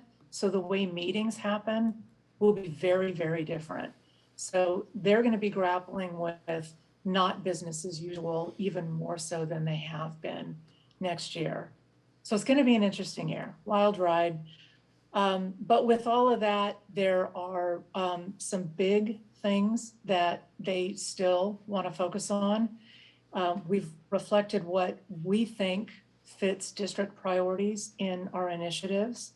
We're not recommending any sponsored bills this year, but what we have done is recast all of these with new information.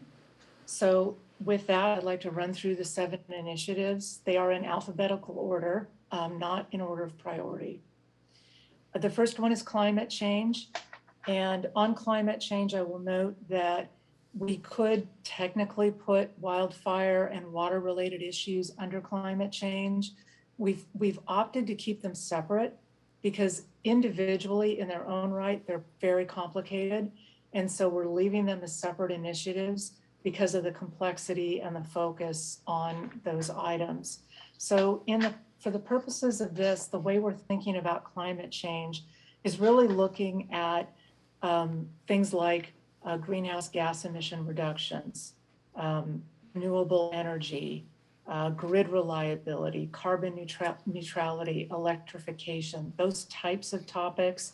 Also workforce transition from the petroleum economy to a green economy, and sea level rise.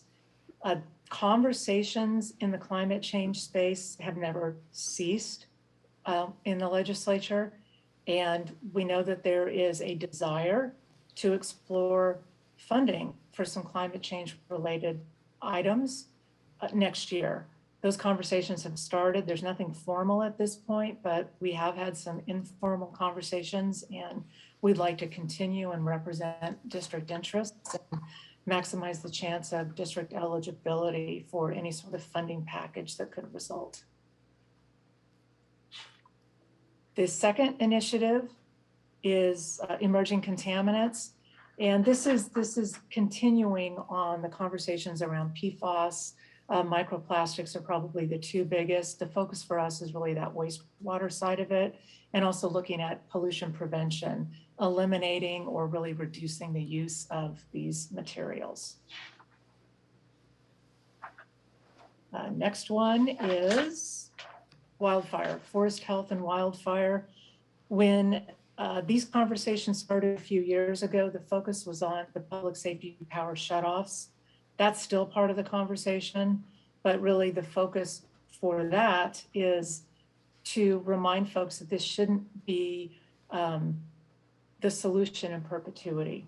It needs to be a temporary measure.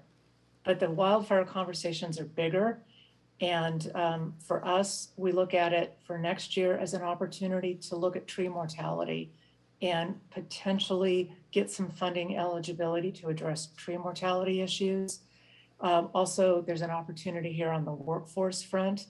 The bill that Senator Glazer had last year to create a workforce training center was vetoed.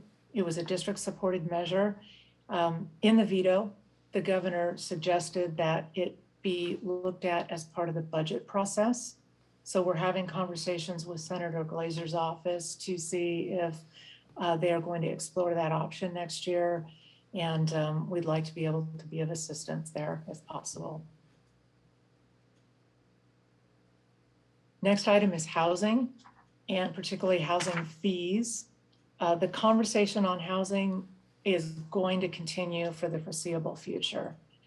And there is a lot of focus on affordability, increasing housing stock, anything to increase availability to everybody to get into housing or to afford housing. The fee topic continues to be raised.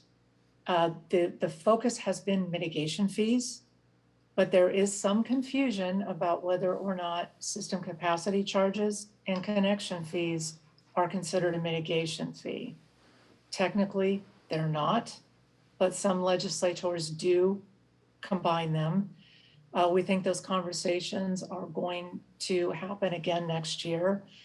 And we have a good story to tell about the things the district is doing to help on the housing front.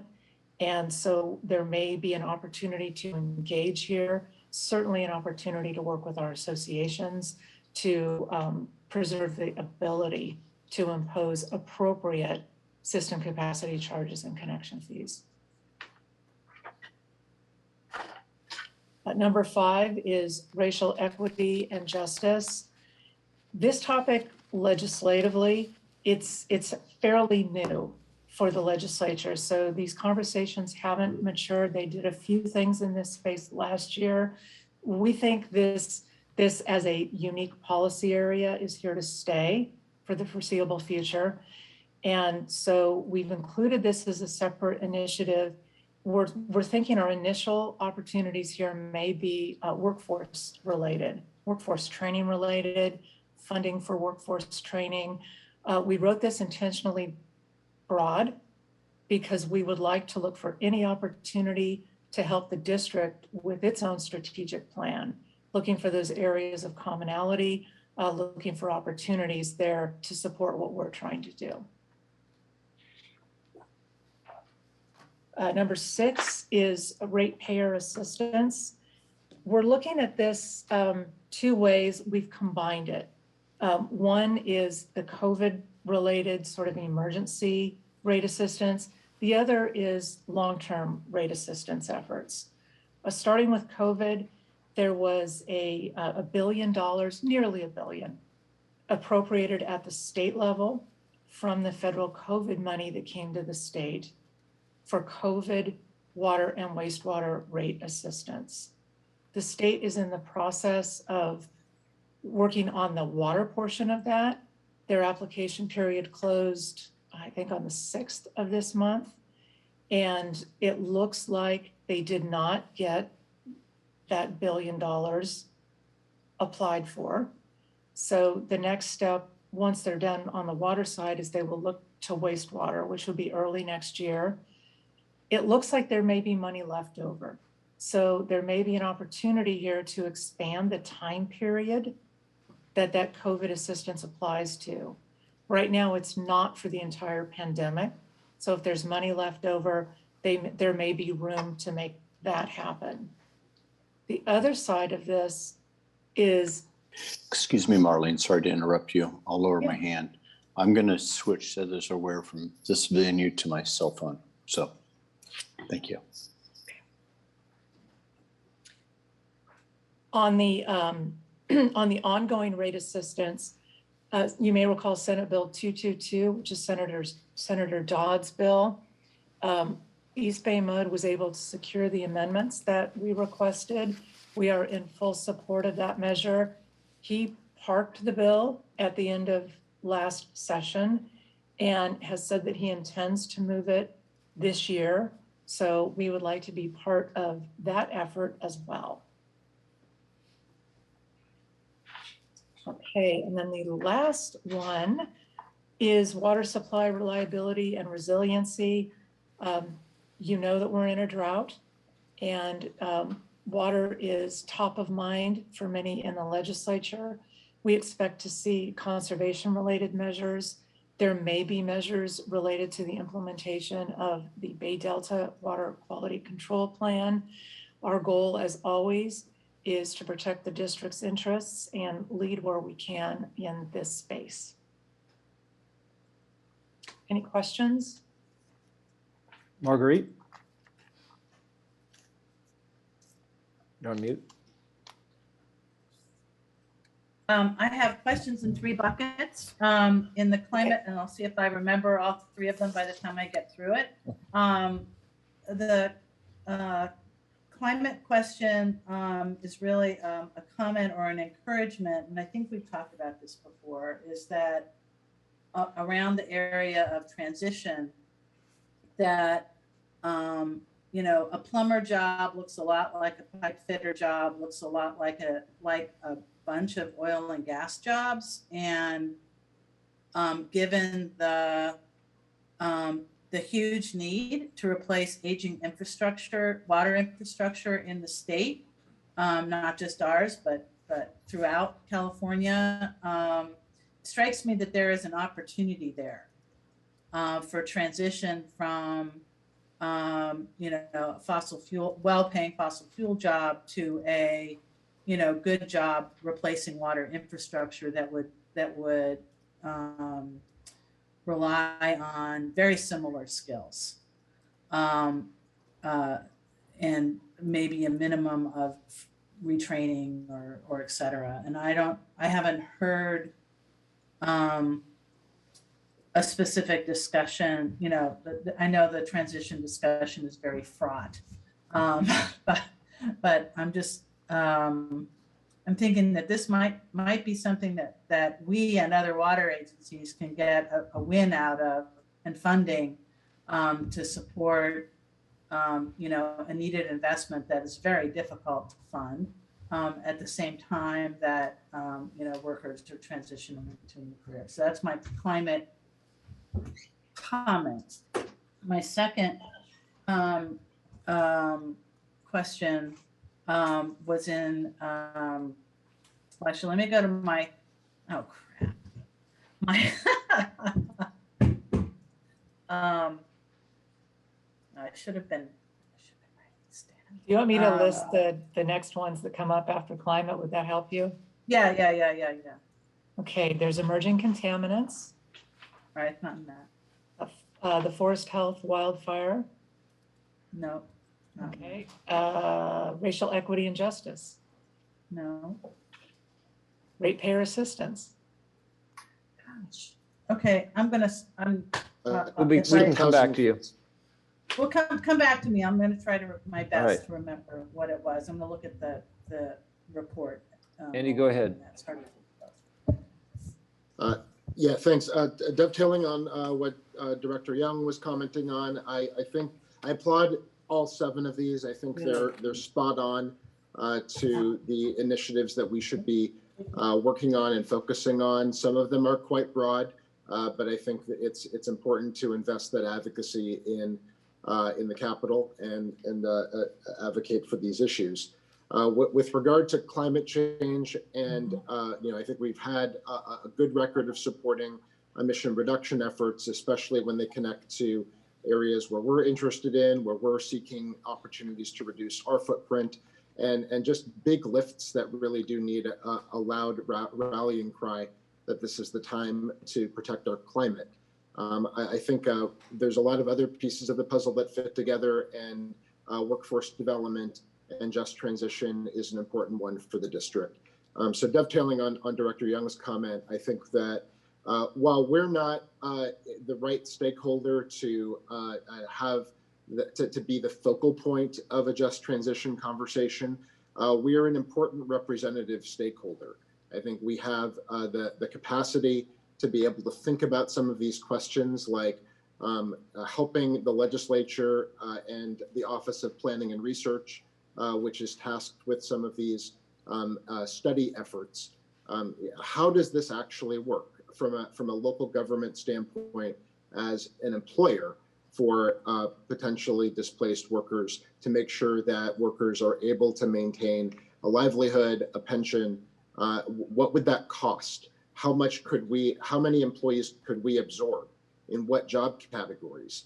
How much gap financing might we need from a revenue source? So I think figuring out some of those details and putting them in front of legislators and the administration, I think is a very important role that we can play, helping them with that study and that research the civil service rules and what would it mean to have some kind of integration, making sure to have a very important communication with the local bargaining units and their statewide counterparts to make sure that we are really thinking about what does it mean to have that actually occur, what changes in law would we need to protect the interests that are currently on the books as well as the policy interests of just transition.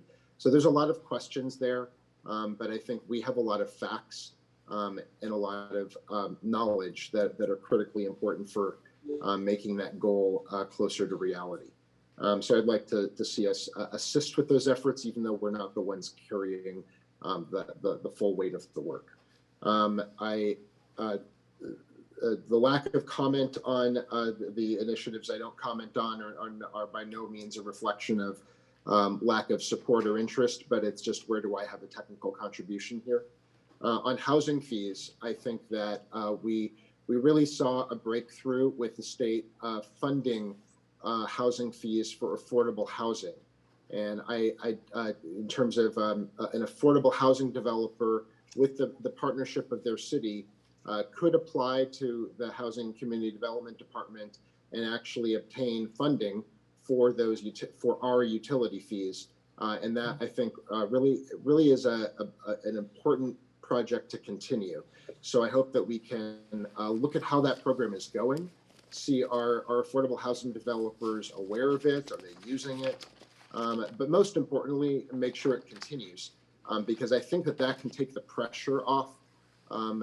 Where there are some fingers pointed at our fees, I think we need to be looking at how can we help affordable housing developers so that those fingers aren't pointed at us, because the state may be able to provide another avenue for getting them funded, and so that we're able to have equitable fee recovery in the private market.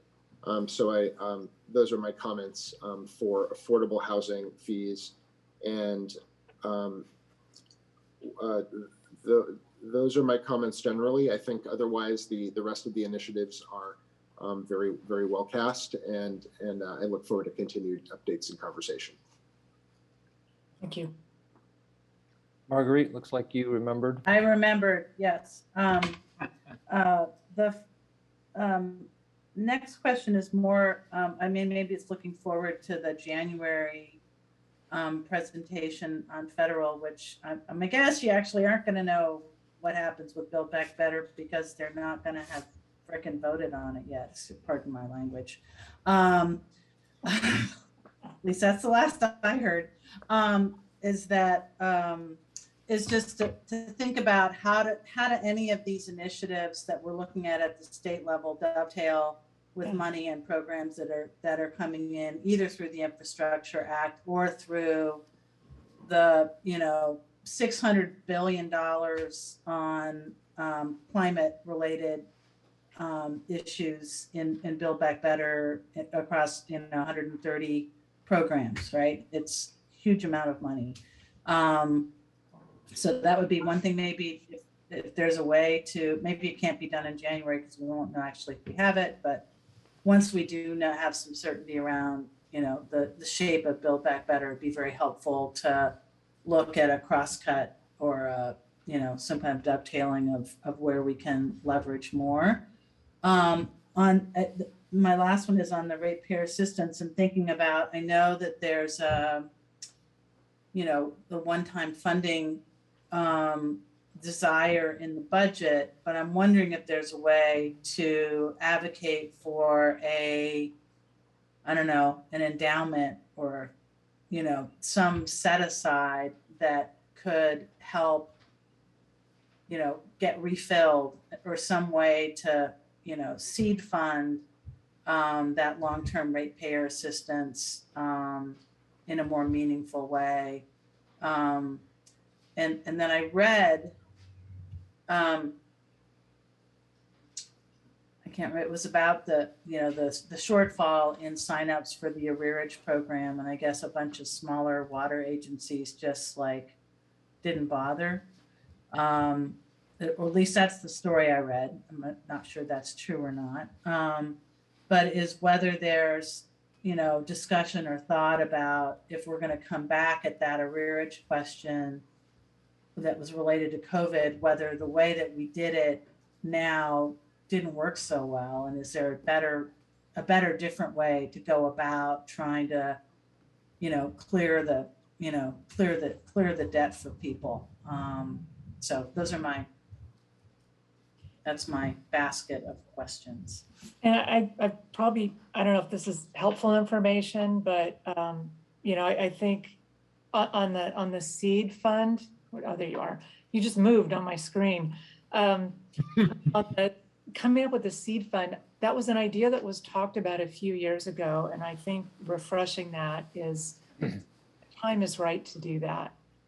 Before there wasn't enough money around to do something like that.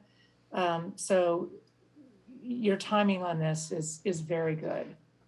On the COVID arrearage, I think this is a great example of just learning as we go, everybody. And the state board did their best to come up with a process quickly. My understanding is they're supposed to be reaching out to those agencies that didn't apply to provide them with assistance. But yeah, the process isn't easy. And the expectations that a water utility can just change its billing system, at the drop of a hat is not realistic. And so all of that stuff needs to be worked through and hopefully to be reflected in any sort of long-term program so that we're all learning from these experiences.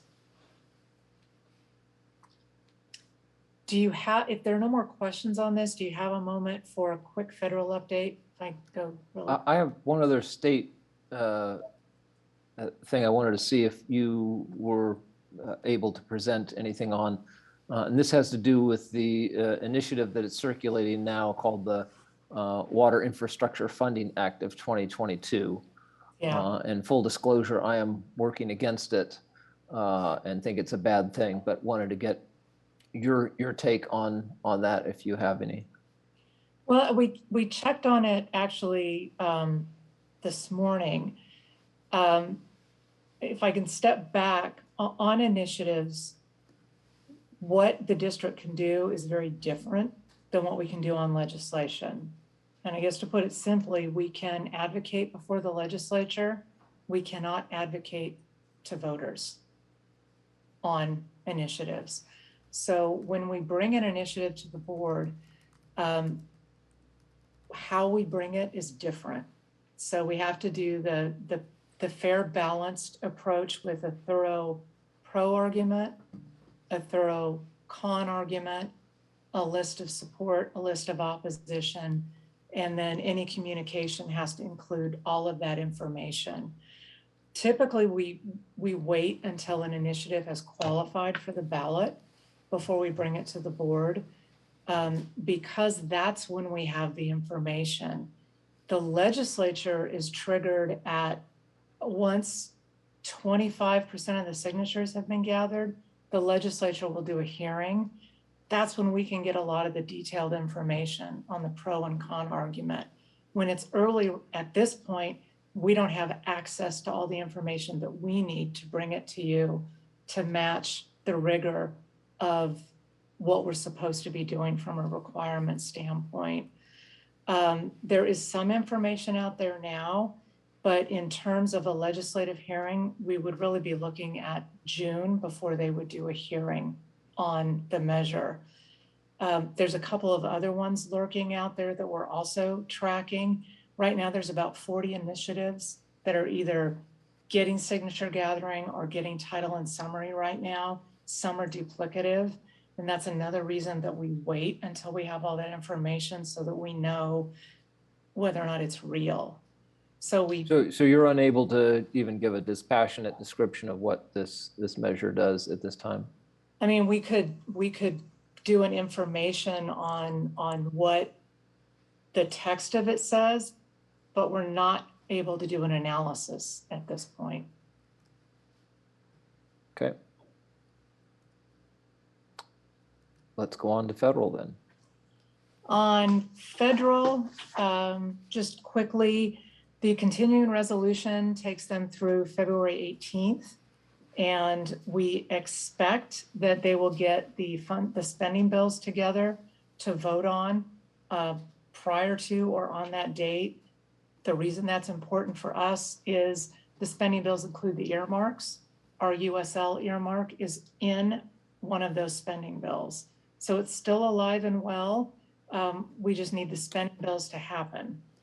The other thing I wanted to mention on the Build Back Better, the Senate is still contemplating, and they need every last Democrat vote to pass it because the Republicans have said they're not. And so we've got that 50-50 tie. So there's some negotiations still happening at the Senate level. They have indicated they would like to vote on it before the end of the year. If they do, we would expect to see that measure pared down somewhat before it goes back to the House for House approval. And the House is out right now. So the earliest that we would see something pass out of Congress is January. That's the earliest. But it's still alive, still being talked about. There's still hope, basically. We will be back to you in January. Eric is going to join us and give a DC overview before we get into the federal initiatives in January. And that's it. Lisa. This is just for Madam Chair. Madam Doug, this Chair, is John. We John, Lisa's going before you, and you'll go next. got it. Yeah. We did vote unanimously, correct, at Planning Commission this morning on these initiatives. Marguerite? This isn't planning, this is HR. You're in the wrong committee, Lisa. I'm sorry, that's HR. I'm not on the HR committee.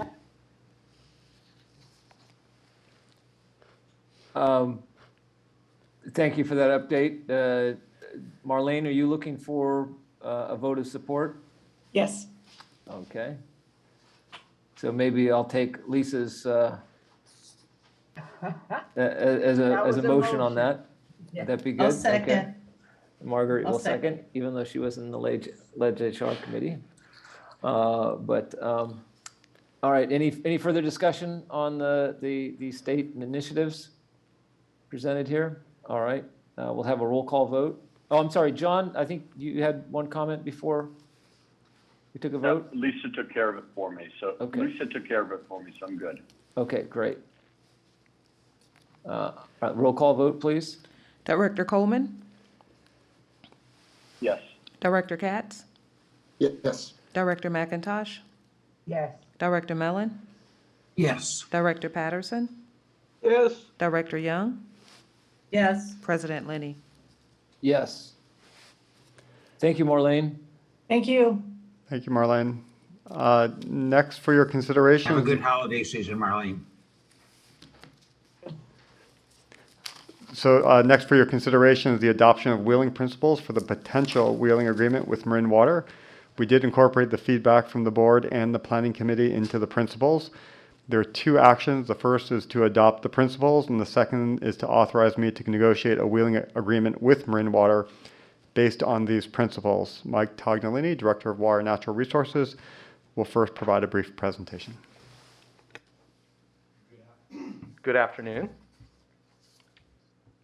Just a quick update on Marin Water. Marin Water's local storage as of December 7th was at 57%, which is 86% of average capacity. But an update as of yesterday, they are now, because of the recent storm, they're now at 64% of capacity, which is 92% of their average storage as of December 13th. They did recently receive a CEQA challenge from North Coast Rivers Alliance, so that is working its way through the legal process. And the board is aware that the mayor of Richmond is appointing an ad hoc committee, and that first meeting of that committee has yet to be scheduled as of today.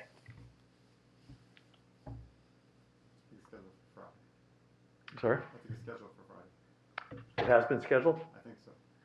Okay, we'll check on that. The general manager is telling me it's been scheduled for Friday, so we'll double check and confirm.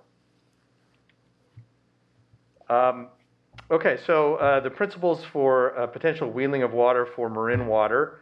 We've come up with 14 principles and presented the draft to the planning committee on November 9th and the board itself on November 23rd. And this current version, version we're recommending for adoption, incorporates the feedback from both the committee and the board.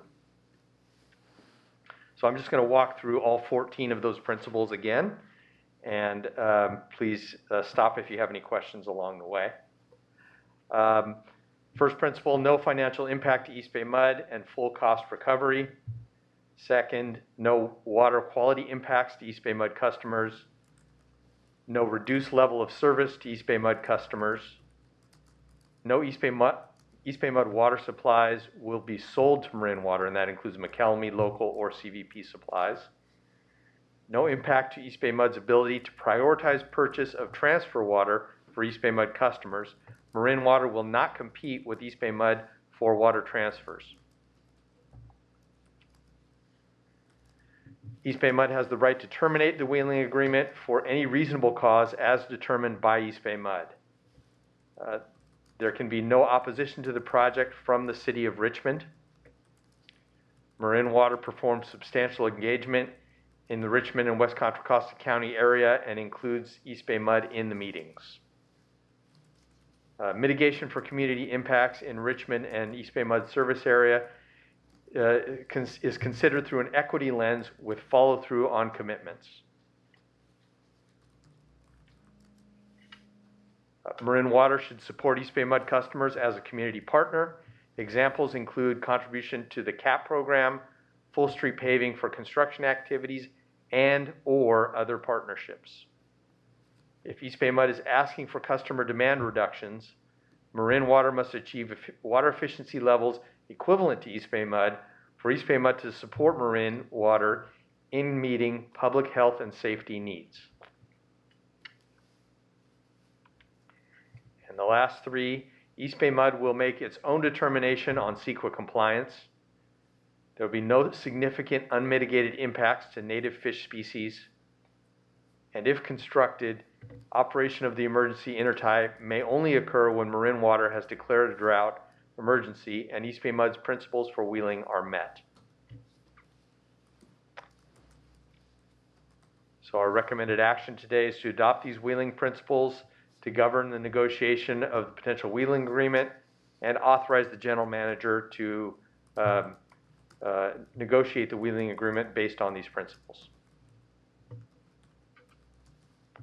All right, thank you. Lisa, you have your hand up? Oh, sorry, John. Yeah, has MMWD, has their board approved or adopted their principles? As of the last I've heard, they have not been adopted yet. They have had discussion about them, and they were shared with our board at the last board meeting, but I have not received confirmation that anything's gone back for adoption by their board. It kind of seems like it's the cart before the horse again. Here we are. We're just jumping ahead of MMWD and their responsibilities. I don't know what you say, Clifford. Well, again, I mean, part of this was for them to adopt the principles. This is just to adopt our principles that we can discuss with Marin on a potential wheeling agreement. It doesn't lock us into a wheeling agreement. And if the board so chooses, I mean, we can also not move forward until they adopt their principles as well. Well, I would suggest, because it's their project, not ours, that, I mean, why should we move forward when they haven't? It's a thought, and I'm asking our board to consider that. Here we go again, the cart before the horse, and it's not our project, it's theirs. So with that, I'd love to hear what other board members think. All right, John, I know you can't see other people's raised hands, so I'll call on you though. No, I can't see anybody's hands. Yeah. Thank you. A couple of things. I still have a little bit of an issue, as I raised last time, regarding basically the city of Richmond. If they don't say yes, then we don't do it. I understand completely that that's what we would do, but I have a problem putting that in writing where that could be used against us potentially at some later date and point in time when we need something from another entity, city, county, or whatever, and they don't like our views for whatever. Let's say they don't like our politics, how's that? And they say if we have these political views or stands on water, they're not going to allow an activity to take place. I would like to know what Clifford's perspective on that is. But I want to know how we can deal with that issue so we don't potentially put a future binding action of a future MOU that we may have with some entity where some language like that is in there that we can't undo. So that's one thing, and any Clifford or Michael's perspective would be great, and then I have another issue to raise. I think, Director Coleman, again, depending on how the board would like to go with this, I mean, there's two options. We could either have it as written in the Wheeling Principles, or we could have it out of the Wheeling Principles, but with the clear understanding from the board that we would not move forward unless the city of Richmond approves the project. Both options accomplishes the same end goal. Well, I would rather go with the latter, if the board members understand my perspective on this. It's doing the same thing, but it's not putting a future limitation or locking us into a corner that we may not like at some point in the future. So that's one thing out there. The other thing is, I had a chance last night to talk to Cynthia Kohler, a good friend of mine for over 30 years. She's the president of Marin Water. I received an email from her, and her board has concerns with the understanding that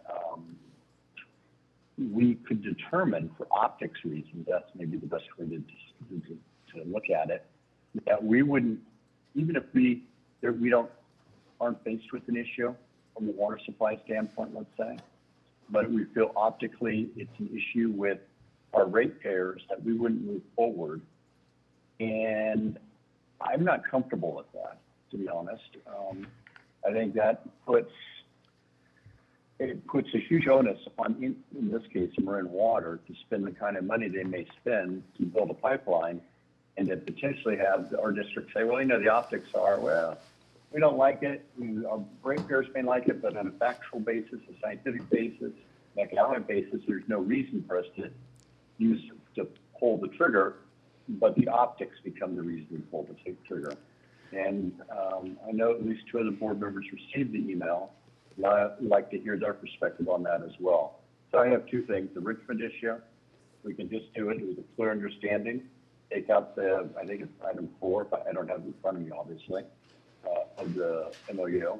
And then the issue I just raised regarding the optics and basing our decisions on actual facts and science and economics and not optics. So maybe I'll just quickly respond, Director Coleman, with the conversations that we've had with Marin Water. I mean, we've been very clear with them that there are optics issues in both regards, but if Marin Water has access to water that EBMUD does not have access to, I mean, we would work through those communication issues with our customers. What we would not do, and we share with Marin Water, is if we have access to water and it is water that we want, we would not allow Marin to purchase that water before we had the right to purchase that water. So there are two circumstances. Regardless, we would have communications issues, but we would work through those communication issues in both circumstances.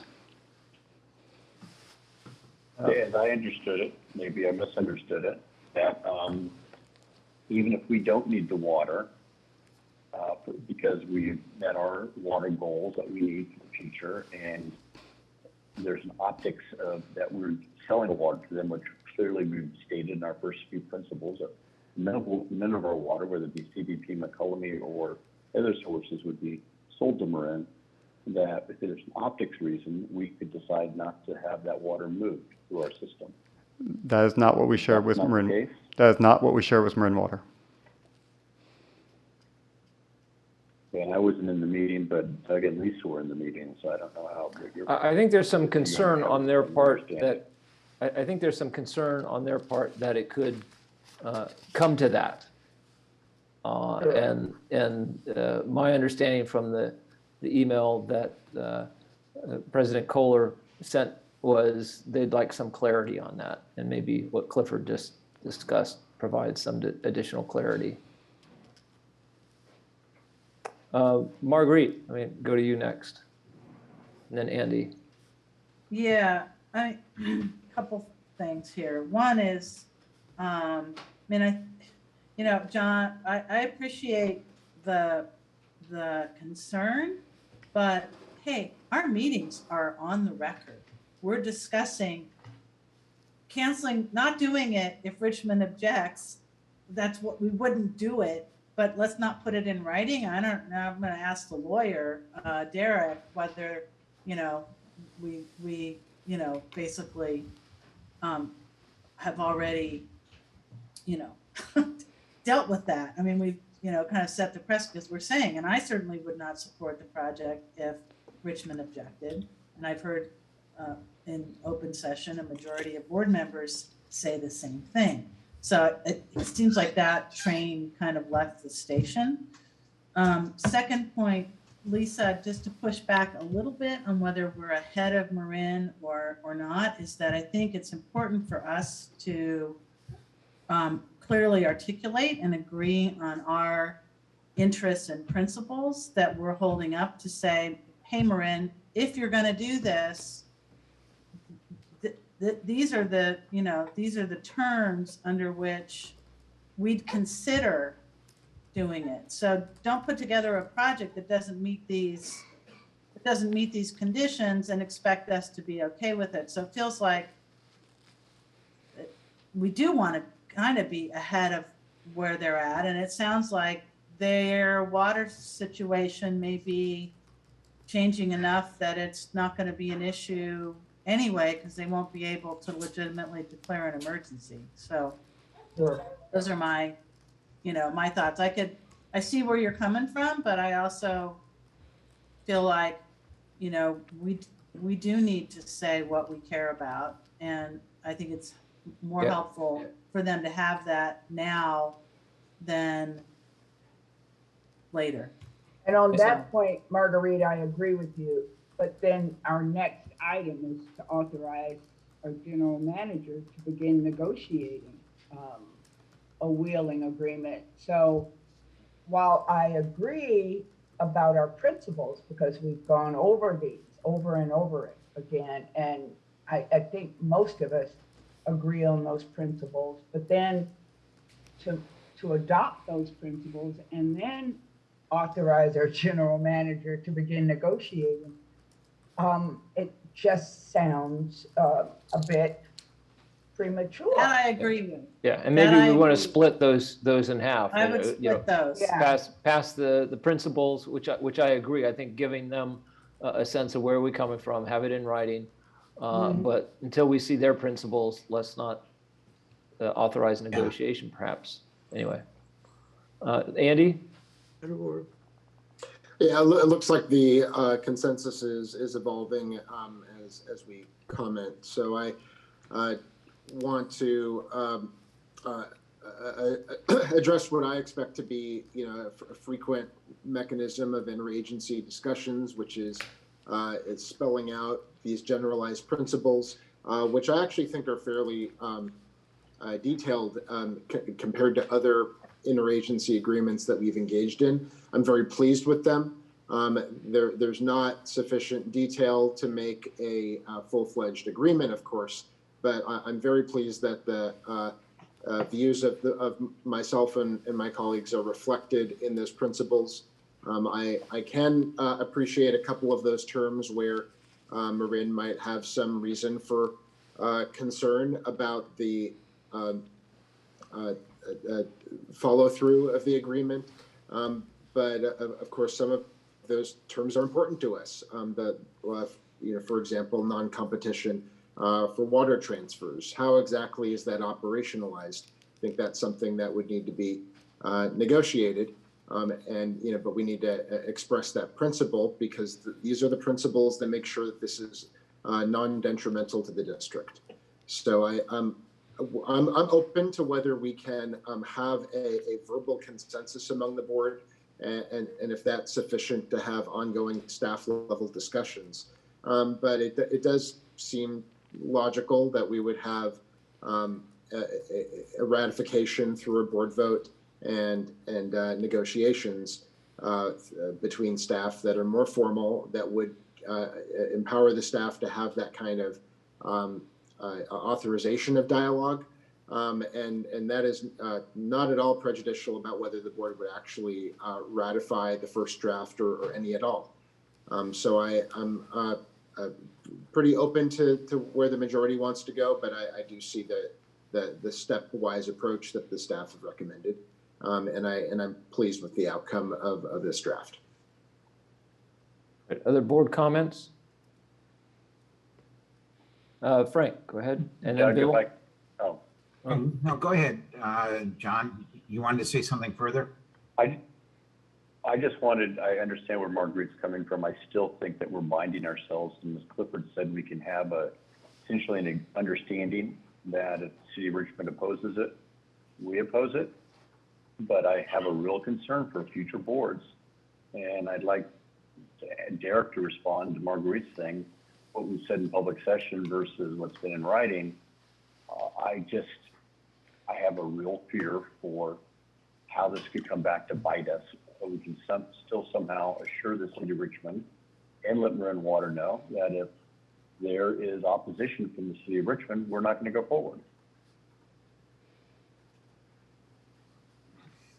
Derek, you want to make any comment on that? Well, in terms of comments made to date in public session and decisions made to date in public session, those are certainly, a matter of public record now, if I'm understanding the question correctly. I mean, the board can change course as a matter of policy, again, in open session pursuant to these discussions, and it's certainly not bound by any decisions made to date. But perhaps I'm not understanding the question. I guess what I'm trying to say is, if we were to remove whatever number that is, about if the city of Richmond objects in the project this will go forward, we have, again, I don't want us to be bound by some future action that we don't like, but with the clear understanding that Marin Water has, that if the city of Richmond opposes it, we will oppose going forward. See, in my mind, there's a ability to separate this. If we're looking to get water, say from Marin, and we're going to go through one of their cities, I would expect Marin to defer to that city. By the same token, when we're doing pipelines or whatever within the EBMUD jurisdiction, that's our territory, and that's by definition where we're able to do pipes as we have determined as necessary. So I see it as a separation having to do with communities within a particular jurisdiction having that kind of concerns that they're able to raise or veto power. John, if I can say, you've raised this issue consistently, doggedly. I'm not hearing anyone else kind of agree with you at this point. So I'm not sure how much more time we want to spend on this. I understand. If there's no other discussion on it, let's move on. Frank, did you have another point you wanted to make? And then Bill, and then Andy, I think you have your hands up. I don't know if it's an old hand or not. Well, the other part of, you know, horse before the cart or cart before the horse or whatever it is. Yeah, I think we acknowledge that these are the principles, but what have we seen from Marin? Have they got a similar set of principles or something to give us a show? And so I think that it's prudent for us to say to our general manager and general counsel, look, this is what we want to see, but we got to know what they've got on their mind as well. And having it in writing, like Mike Tagalini just finished presenting, that's really important. But I want to know where they're coming from. And I don't think I've seen a whole lot that says, yeah, we got what you're talking about and here's what we're going to do. All right, I think we're getting some agreement on that. Bill, you want to go next? Yeah, my concern, and I think I raised it briefly last time. I don't know if we have to do an EIR on this, but I do know from the past month, the kinds of programs that I've been hearing about through the, there's a body that has been meeting, and I've been meeting with them virtually. It's called the Institutional Environmental Justice Committee. It's Biden's, it's from the White House. And they're taking a lot of input now. And some of the concerns raised are reflected in this particular project. Because historically, I don't know what the makeup of the community is, but small communities, some with ethnicity that have racial overtones, have had projects forced on them and have even broken up their accommodations and their environment in the process. So I'm saying, as I listen, and I'm walking down the road because I want to see how this all comes together. But if people who happen to be in Richmond and be in that community have not had a chance to review it so that they can make objections, whether it's noise factor or whatever, the kind of thing that we do normally when we run a project. And last time I spoke about the project we did in Walnut Creek when we built our water plant there. We went through we went to board, city council meetings, met with neighborhoods. We did everything right. And we christened a project that ended up with the support of the area. And we ran it all the way through. And they came back cheering East Bay Mud. That's the kind of sensitivity we as an agency had in planning a project. Now, again, I don't know all the detail, but I'm just raising this to say, as I follow this down, because I've been invited back in January to attend the next session, I'm going to be sensitive to any project that goes through any neighborhood that may have some kind of institutional interference with that neighborhood's capacity to be a neighborhood.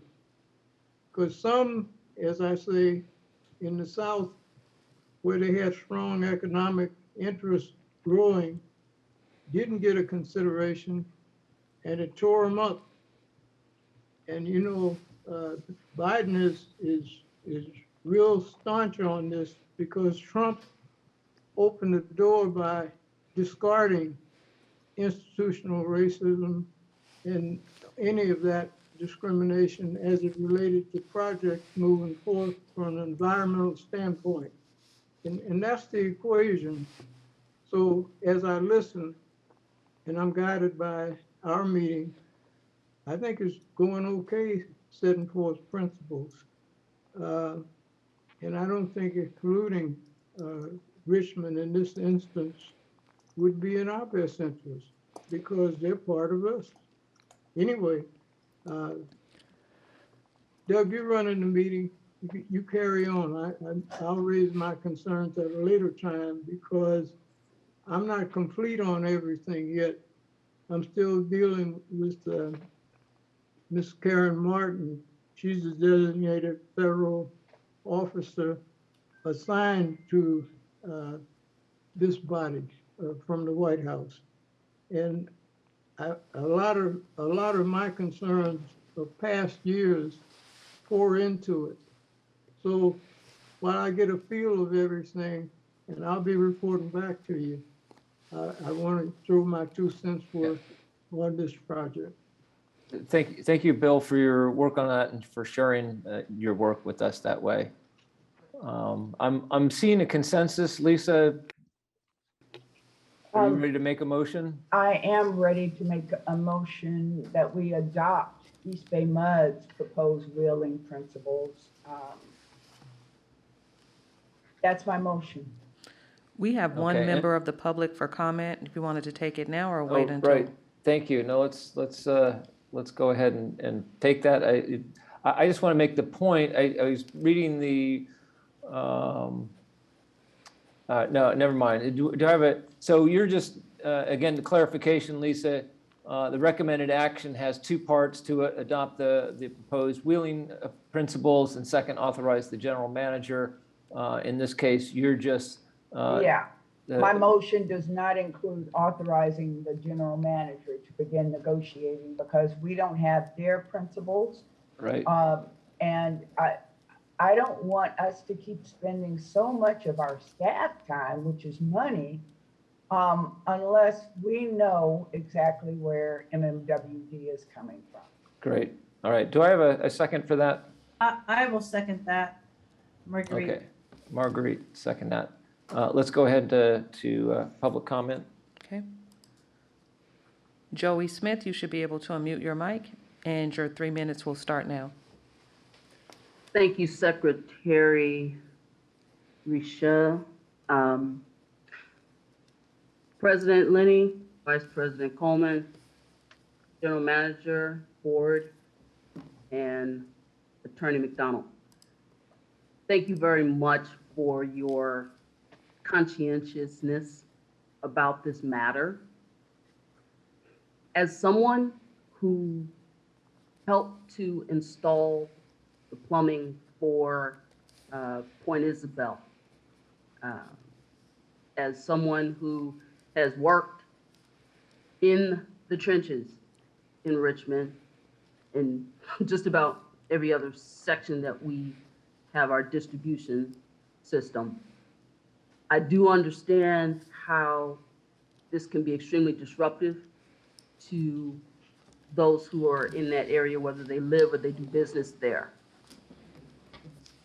One of the big concerns is who is going to build that pumping station, who's going to maintain it, because with it being located in our area, our East Bay MUD distribution area, if Marin is supposed to be responsible for it, and knowing that Marin really has no big love for the city of Richmond, there's a whole lot of pause for many people who reside in that area, many people who do business in that area. That's just one aspect of it. I actually have people in the community asking me, is my water gonna taste different? Is it gonna look funny? Okay, so I can't answer all that at this point, but I just want to say, please keep in mind that regardless of which way it goes, if it turns out that it's going to be built there, that we still keep, as East Bay Mud, we still keep some type of control over how it gets handled, because East Bay Mud is who's going to be hearing all the complaints, all the concerns, all the upsettedness, all the lawsuits in case of any damage that is caused by leaks or whatever. We also have to make sure that we protect ourselves. So thank you. Just want to make, because I know that that part is not part of the principles, but we need to think forward on that, because as someone who was a plumber here, I know that when other people do work with what's supposed to be our infrastructure, our staff end up having to come back and correct it, whether it's people who have wrench time or people who are engineers. Thank you very much for your time and your consideration. Thank you, Joey. Are there any other speakers? There are none. Okay. All right, so we have a motion basically for item 17.1, which is our proposed wheeling principles. Any further comment, discussion? Otherwise, I will call for a roll call vote. Okay. Director Coleman? Yes. Director Katz? Yes. Director McIntosh? Yes. Director Mellon? Director Mellon? You're on mute. You're muted. Mute button, yes. Okay. Director Patterson? Yes. Director Young? Yes. President Lenny? Yes. All right, Lisa, have your hand went up. I don't know if it's necessary, but with regards to item number 2, I would vote to table that until we have principles from MMWD. Yeah, I don't think we need a vote, but Director McIntosh, let me clarify what I think I heard from the board, which is we will not begin any discussions with Marin on the potential wheeling agreement until they have, at a minimum, approved their principles, and we have shared those principles with this board. And then, until then, and unless there's, there may be questions after that, but until then, we will not begin discussions on any wheeling agreement. Yes. Okay, and we're in agreement on that. On to the general manager's report. Thank you, Mike. So we are getting some welcome rain after a very dry November. Our local reservoirs and upcountry reservoirs are benefiting, as is normal for this time of the year. We have our first water supply update, and we have Dave Briggs, Director of Operations and Maintenance, to provide that update. Okay, good afternoon again. Good afternoon, President Lenny. And we'll jump right into it. So as part of the update, we've got 4 parts for you. We're going to recap last water year, and then, as Clifford mentioned, show how things are starting out, and then give a little bit of statewide or Western United States perspective, and then give you our best projections for the remainder of the water year. So slide 3, and I realize Director Coleman, you probably can't see any of this, so I'll try to be as descriptive as I possibly can. But last year, for the water year that ended, we finished with the upper McKellamie precipitation at a little less than 25 inches. That was good for the second driest on record. The snowpack was far below average at 23.2. It peaked out at 23.2 inches at a maximum. And locally was really the hardest story. Only 8.5 inches recorded locally. You could certainly see this in a lot of the trees in and around our service area with the mortality, but only 8.5 inches. That was the lowest that we'd ever recorded, although our records only go back to the early 50s.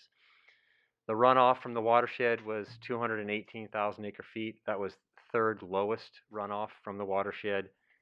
And despite that, and the prior year being dry, we still ended up with 437,000 acre feet of carryover storage.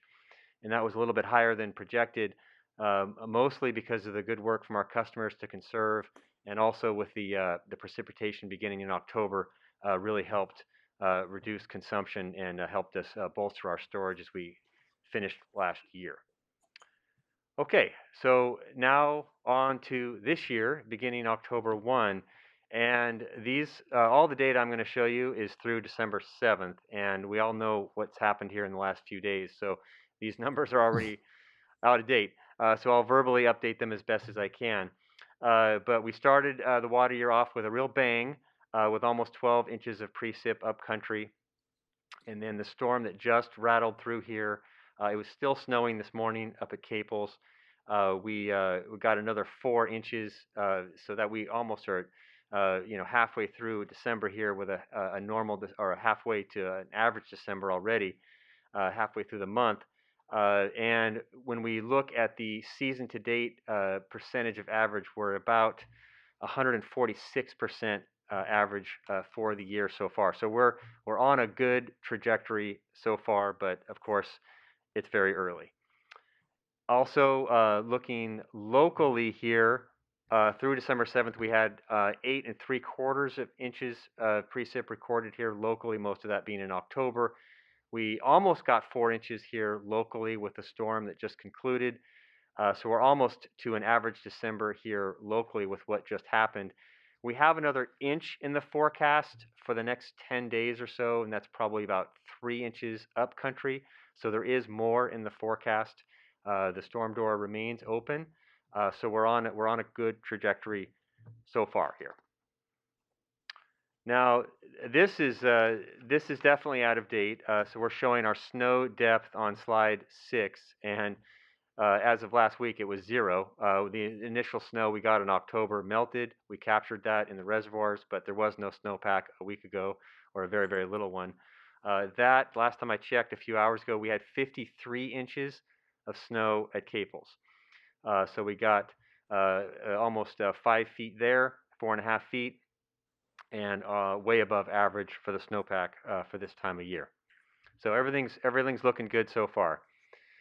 And storage-wise, still reflecting what we've been seeing the last 2 dry years, and most of the hole that we have in storage is picked up in Comanche with only 39% of capacity. So that's where most of our gap in storage is residing, in Comanche. We're rapidly trying to refill locally here with our Freeport water, and we're getting back up to normal levels here locally with all of that operation and with the local precip. But our gap is being felt in Comanche right now. Okay, so looking a little bit more of a broad view here, this is output from a global climate model. It's a different set of models than we normally rely on for near-term forecasts. So this will take into account the La Nina conditions, or the weak La Nina conditions that are detected out in the Pacific Ocean. So what these contours mean are just the probability of things being above normal or below normal. And you can see there that for Central California and the Central Sierra, with that light tan color, we're leaning towards a below normal, but that is more of a reflection of what these models pick up with the La Nina conditions. I would say that historically, the precipitation that we get in the Central Sierra as it correlates to La Nina is not a strong correlation, so we have to look at these things with a grain of salt, but this is the best prediction that we have at this point. And this is a 3-month outlook. Okay, continuing on. Now we're looking at our precipitation in the watershed, which is showing 14.1, but up to date right now, that's closer to 18 if we and get you caught up all the way through about noon today. And that does not even include the snowpack. So by and large, we're following the median hydrology right now. And if anything, we're above median right now through this part of the water year. So we are trajectorying. That's not a word. we are on a trajectory to be a median year so far, if not a little bit above median. But yeah, of course, it is very early, and there's still a wide range of hydrology that we could see between the 10% exceedance wet and the 90% exceedance, which is a dry forecast. This is a new chart. So there's multiple lines here, each depicting about a year of storage. You can see how our storage changes throughout the year, beginning at the top, which is the blue line. That is from water year 2019. That was a wet year. You can see that we drew storage down in the middle part of the graph, which is the winter, for flood control purposes. And then we let the snowpack fill in that gap and bring us almost to maximum capacity as that snowpack melted in 2019, we almost filled the entire system, and then we drew storage down as we prepared for the next winter and made releases into the river for fishery purposes and prepared for the next flood control season. So that was 2019. And then you could see 2020, 2021, we've been getting lower and lower as we ended each of those years. 2020 was dry, 2021 was dry, and we entered 2022 in a very dry state. The black line there at the bottom, water year 2022, you can see that bump in October. That was the first atmospheric river. We'll see another bump here, which is not shown on the graphic. But hopefully our storage will increase from here. And that leads us to the last slide, which is our forecast for storage. And really, we always end with this slide because it's the most meaningful one. We show our storage as forecasted from where we are right now. This slide, as I mentioned earlier, is through December 7th hydrology. It does not reflect what we just saw. The latest numbers, even for the dry forecast, the 90% exceedance hydrology, that's up to 560,000 acre feet of carryover storage right now. So things are looking good, but we still have a very long way to go, and it remains to see what will happen from here. But so far, so good. All of our operations remain the same. We're still in drought mode, but happy to see all the progress so far. And I'll happy to take any questions now. Any questions? I like the snow person.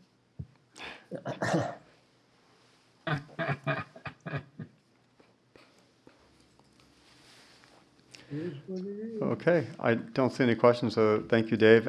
Before we move on to the next item, the board secretary had asked that we revisit 17.2 for the record, that the board take a vote to have us table that item for a future date. So if we can revisit 17.2, that's on the Marin water, we'd appreciate it, President Lenny. That's my motion. To table item 2, 17.2. All right, I have a motion and a second. I don't think we need any further discussion. Let's go ahead Oh, and have a, may I, go ahead. just for clarification, to table it, well, let's just table it. And then it's based upon Marin's principles, but table it for now. Okay. Roll call vote, please. Director Coleman, Yeah. Director Katz, Yes. Director McIntosh, Yes. Director Mellon, Yes. Director Patterson, Yes. Director Young, Yes. President Lenny. Yes. Thank you. Thank you. Now to the drought update. So while Dave Briggs did kind of paint a rosier picture, we are still planning for a dry 2022. So for our next presentation, we're going to share with you our dry year plans and some of the related activities at the state and federal level. And I also want to share with you the actions that we would take if the state implemented mandatory rationing. So Dave Briggs will kick off this presentation. Okay, thank you, Clifford. Hello again. So as the board is aware, we're in the middle of moving our 35,000 acre foot allocation from the Bureau of Reclamation to our service area. We're about halfway through that. Through yesterday, we've moved about almost 18,000 acre feet of that water to the service area. About 900 acre feet was delivered to Contra Costa as part of that wheeling agreement. The rest was ended up in USL or San Pablo Reservoir. Let's see. So we continue our diversions through wet weather, and I can tell you that when we do see significant wet weather in the Sacramento area, we do suspend Freeport for a few hours here and there. There are a lot of sanitary sewer overflows that happen when weather gets extremely wet up there, and it does interrupt our operations. But we operate through it and get right back online as quickly as we can. Also of note, we did suspend discharge into Moraga Creek during the last storm event to avoid the peak hydrograph there as well. So that'll continue to be our practice. And as of now, we turned Moraga pumping plant back on after the water levels receded there. The last information we received from the Bureau of Reclamation, at least in a formal sense, was a letter back in October And back then, the situation was still very, very dry. And even though the formal allocations from reclamation don't really appear until the winter anyway, they were signaling to contractors back in the fall, preparing them emotionally that the allocations would be extremely limited if the dry hydrology continued. So they were signaling that earlier in October. We won't get anything formal from them in a while once more of the water year plays out. But they were preparing contractors for the worst case scenario down to health and safety levels for urban contractors if the dry hydrology were to continue along that really bad level. But we'll see in a couple months when a little bit more of the winter plays out what those allocations may be. And I think I'm going to transition to Linda next.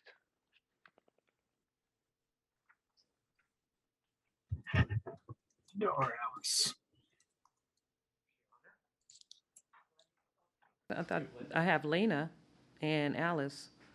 I just promoted Linda. No, I just promoted her. Oh, you got her. Okay. Yes.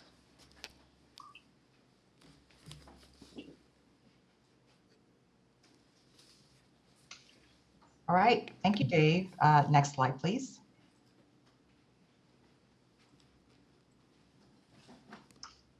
So good afternoon, President Lenny and members of the board. As we continue to make contingency plans for next year, we've been working on water transfer options and purchase agreements to get those arrangements lined up if we do need to purchase transfer water next year.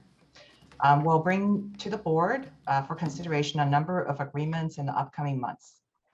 The Sycamore Mutual Water Company option that the board just approved gives us the first right of refusal for up to 6,000 acre-feet of transfer water with a call date by April 1st to purchase the transfer water. And if we need to call on that water, we'll bring a water purchase agreement with Sycamore to the board for consideration next spring. The next agreement that we'll bring to the board for consideration in January is a water transfer agreement with Yuba County Water Agency and Contra Costa Water District. And in this arrangement, EBMUD will have the priority to purchase the first 10,000 acre-feet of available summer transfer water from Yuba, and we'll need to confirm the water purchase volume also by April 1st. The preference or priority is to divert this water at Freeport, but we could also ask Contra Costa Water District to divert the water for us through their intakes as a backup option. And the parties will cooperate to get approvals and to address environmental compliance. So what we'll bring to the board for consideration in January for the Yuba transfer is the first step, which will be a water transfer agreement that would include a request for authorization to spend up to about $300,000 for administrative costs, for environmental preparation work, and the cost for fees and approvals needed for the Yuba transfer. And then we'll come back at a later date in the spring for board consideration of the actual water purchase with Yuba if we decide to purchase the transfer water. And that wraps up the water transfer update, unless there are any questions.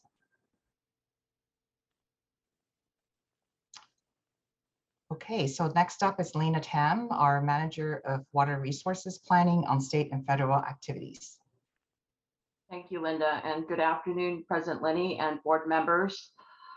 Since August, this district has been complying with the state's order to cut our diversions on the McElmy River, and the order was temporarily lifted in October when we had the first major atmospheric river.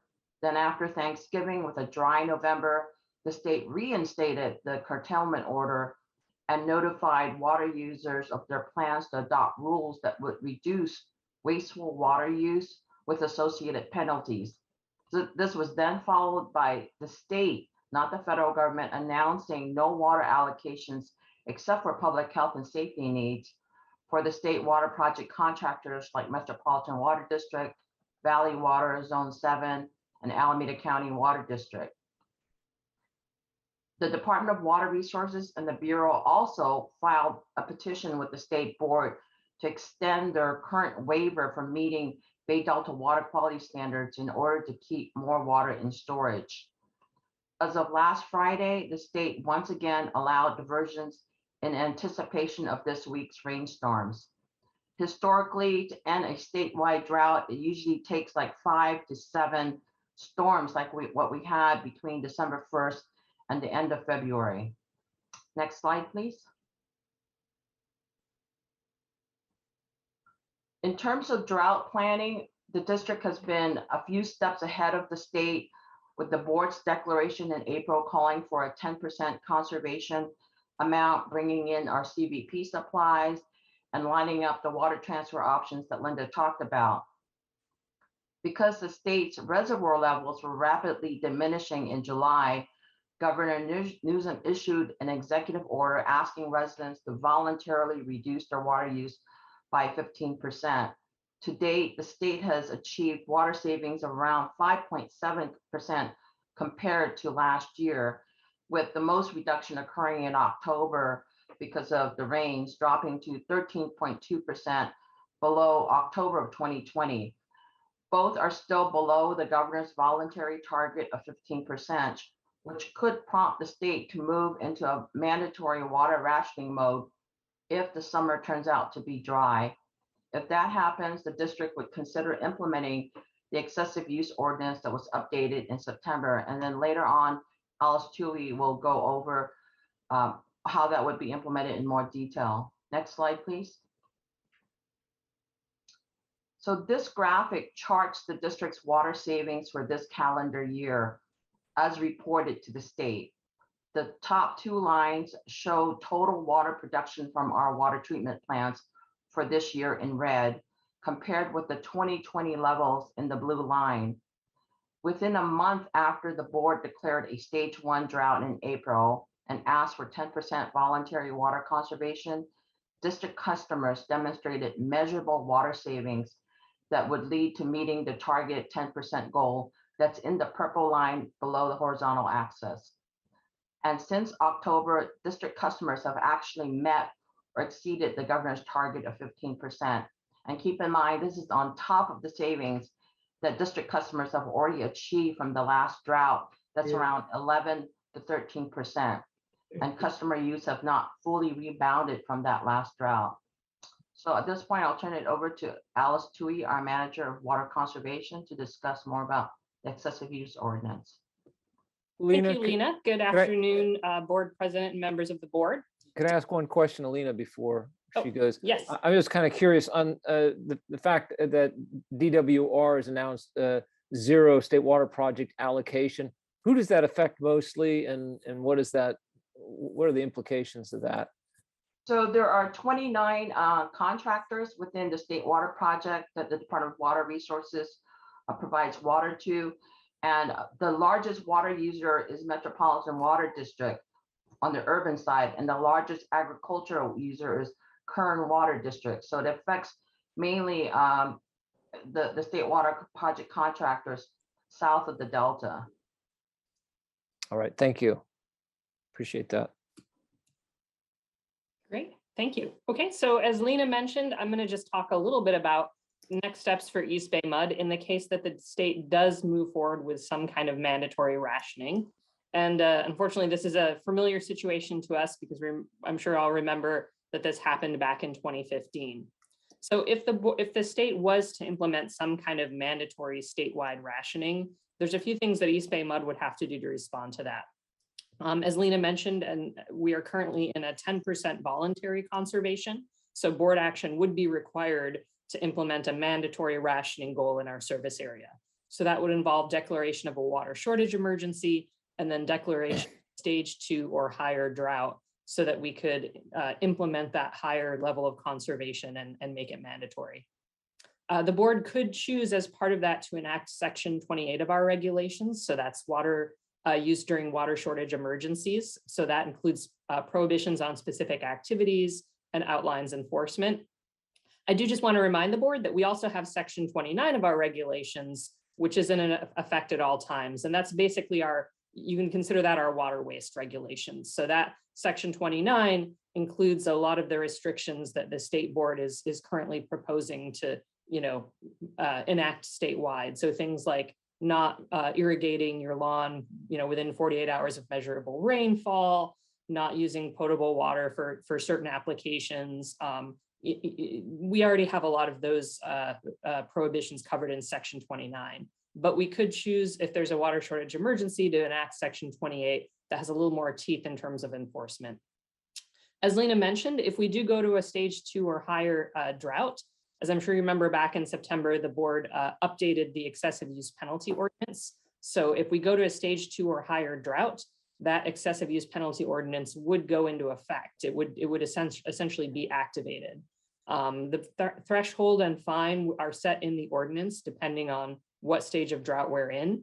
And just to remind the board, we did discuss anytime that ordinance is activated, doing quite a bit of proactive outreach to our high use single family residential customers who could be impacted by the ordinance, or even those who are using high water use, but maybe not quite as much as is specified in the ordinance. We'd want to reach out to those folks and let them know about the drought and about the emergency conditions and about the ordinance itself.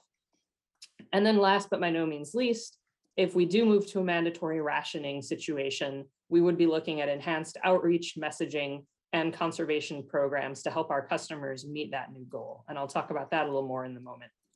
Next slide, please. So just an update on our customer outreach. You might have heard us mention before that as part of our fall and spring webinar series, we piloted a new program, Office Hours. It was very successful. We got good feedback from our customers, so that's becoming a regular offering. We're going to be providing office hours every 2 weeks for customers who are interested in our landscape rebate program. This is just kind of a drop-in sort of Zoom session where customers can talk to a water conservation representative and get a little more detailed assistance. And then we are developing a plan for a possible dry year 2022. That would include expanded advertising. All of our advertising this year was done in-house. We would likely continue that, but possibly also look at a contract to do some ad buys on television and radio. We would look for enhanced or new conservation tools and rebates. So this could include things like, enhancements to our existing programs, or even increasing the dollar amounts of some of our existing rebates to try to make them more attractive to customers, launching new programs, that kind of thing. And then last but by no means least, continuing our coordination with the state's Save Our Water campaign for media outreach. Next slide, please. And speaking of which, on the media front, we continue to get a lot of requests for information and interviews from the media. Most of the focus lately has been on water restrictions following the state board's recent actions. And then there's also been quite a bit of interest in the Marin water project that we discussed earlier. We are coordinating with the state's Save Our Water campaign. You can see that picture in the upper right-hand corner. They set up an interview for us right before Thanksgiving to talk about ways that customers could save water over the holidays. We continue to have a number of interactions with TV and print media. To date, 93 interviews on drought and water supply and 46 interviews on water conservation. So continues to be a very active time for us from the media perspective. Next slide. So that concludes our drought update for today, but of course, I'm happy to answer any questions. It's amazing you find time to be in the office with all the interviews. And I mean that Great for all job, of you you guys. Excellent job. Yeah. Thank you. Yes. Always happy to hear EBMUD's name mentioned on the radio as I listen, and all the important information you're imparting. You're doing a great job. Yep. I'm very glad that we're prepared for the worst, even while we are tracking and hoping for the best. Thank you. Thank you, Allison. Thank you, Linda, Lena, and Dave. So the last item is the monthly report, which is attached if you have any questions. I do want to highlight in the report our efforts to provide arrears relief for our customers who were affected by COVID-19. To date, we've received about $65,000 on behalf of 75 customers. And we also submitted to the California Water and Wastewater Arrears Program our application to the state for $9.6 million of drinking water arrears relief for about 10,900 customers. I also want to share with the board that the state's water shutoff moratorium does end on December 31st. Just as a reminder, we suspended water shutoffs in March 2020 before the governor's executive order requiring utilities to suspend water shutoffs. Also, our board approved the alternative shutoffs late last year. However, we will not begin the transition from our current shutoff moratorium to the alternative shutoffs until after we have received and distributed the arrears relief to our customers, which will take many months. And we have provided another update to the board, which is scheduled for our CAP workshop in February. So I just want to let the board know that even though the state's water shutoff moratorium ends on December 31st, we will continue the moratorium until those two things happen.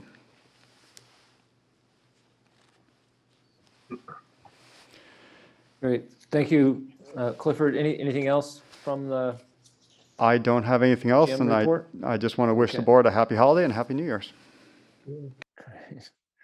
We are on to committee reports. Minutes from the November 23rd, 2021 redistricting and finance / administration committees are included in the agenda packet. We'll now receive reports from our December 8th, 2021 Los Vaqueros Reservoir Joint Powers Authority meeting. Who can report on that? Is that John? That's supposed to be Director Yeah, Coleman. He's That's driving. John. Yeah, Director Coleman, can you unmute your phone? Still pay attention to the road. Yeah. Yeah. Why don't we skip over to Okay. the planning committee? Yeah, let's go Yeah. ahead to the planning committee.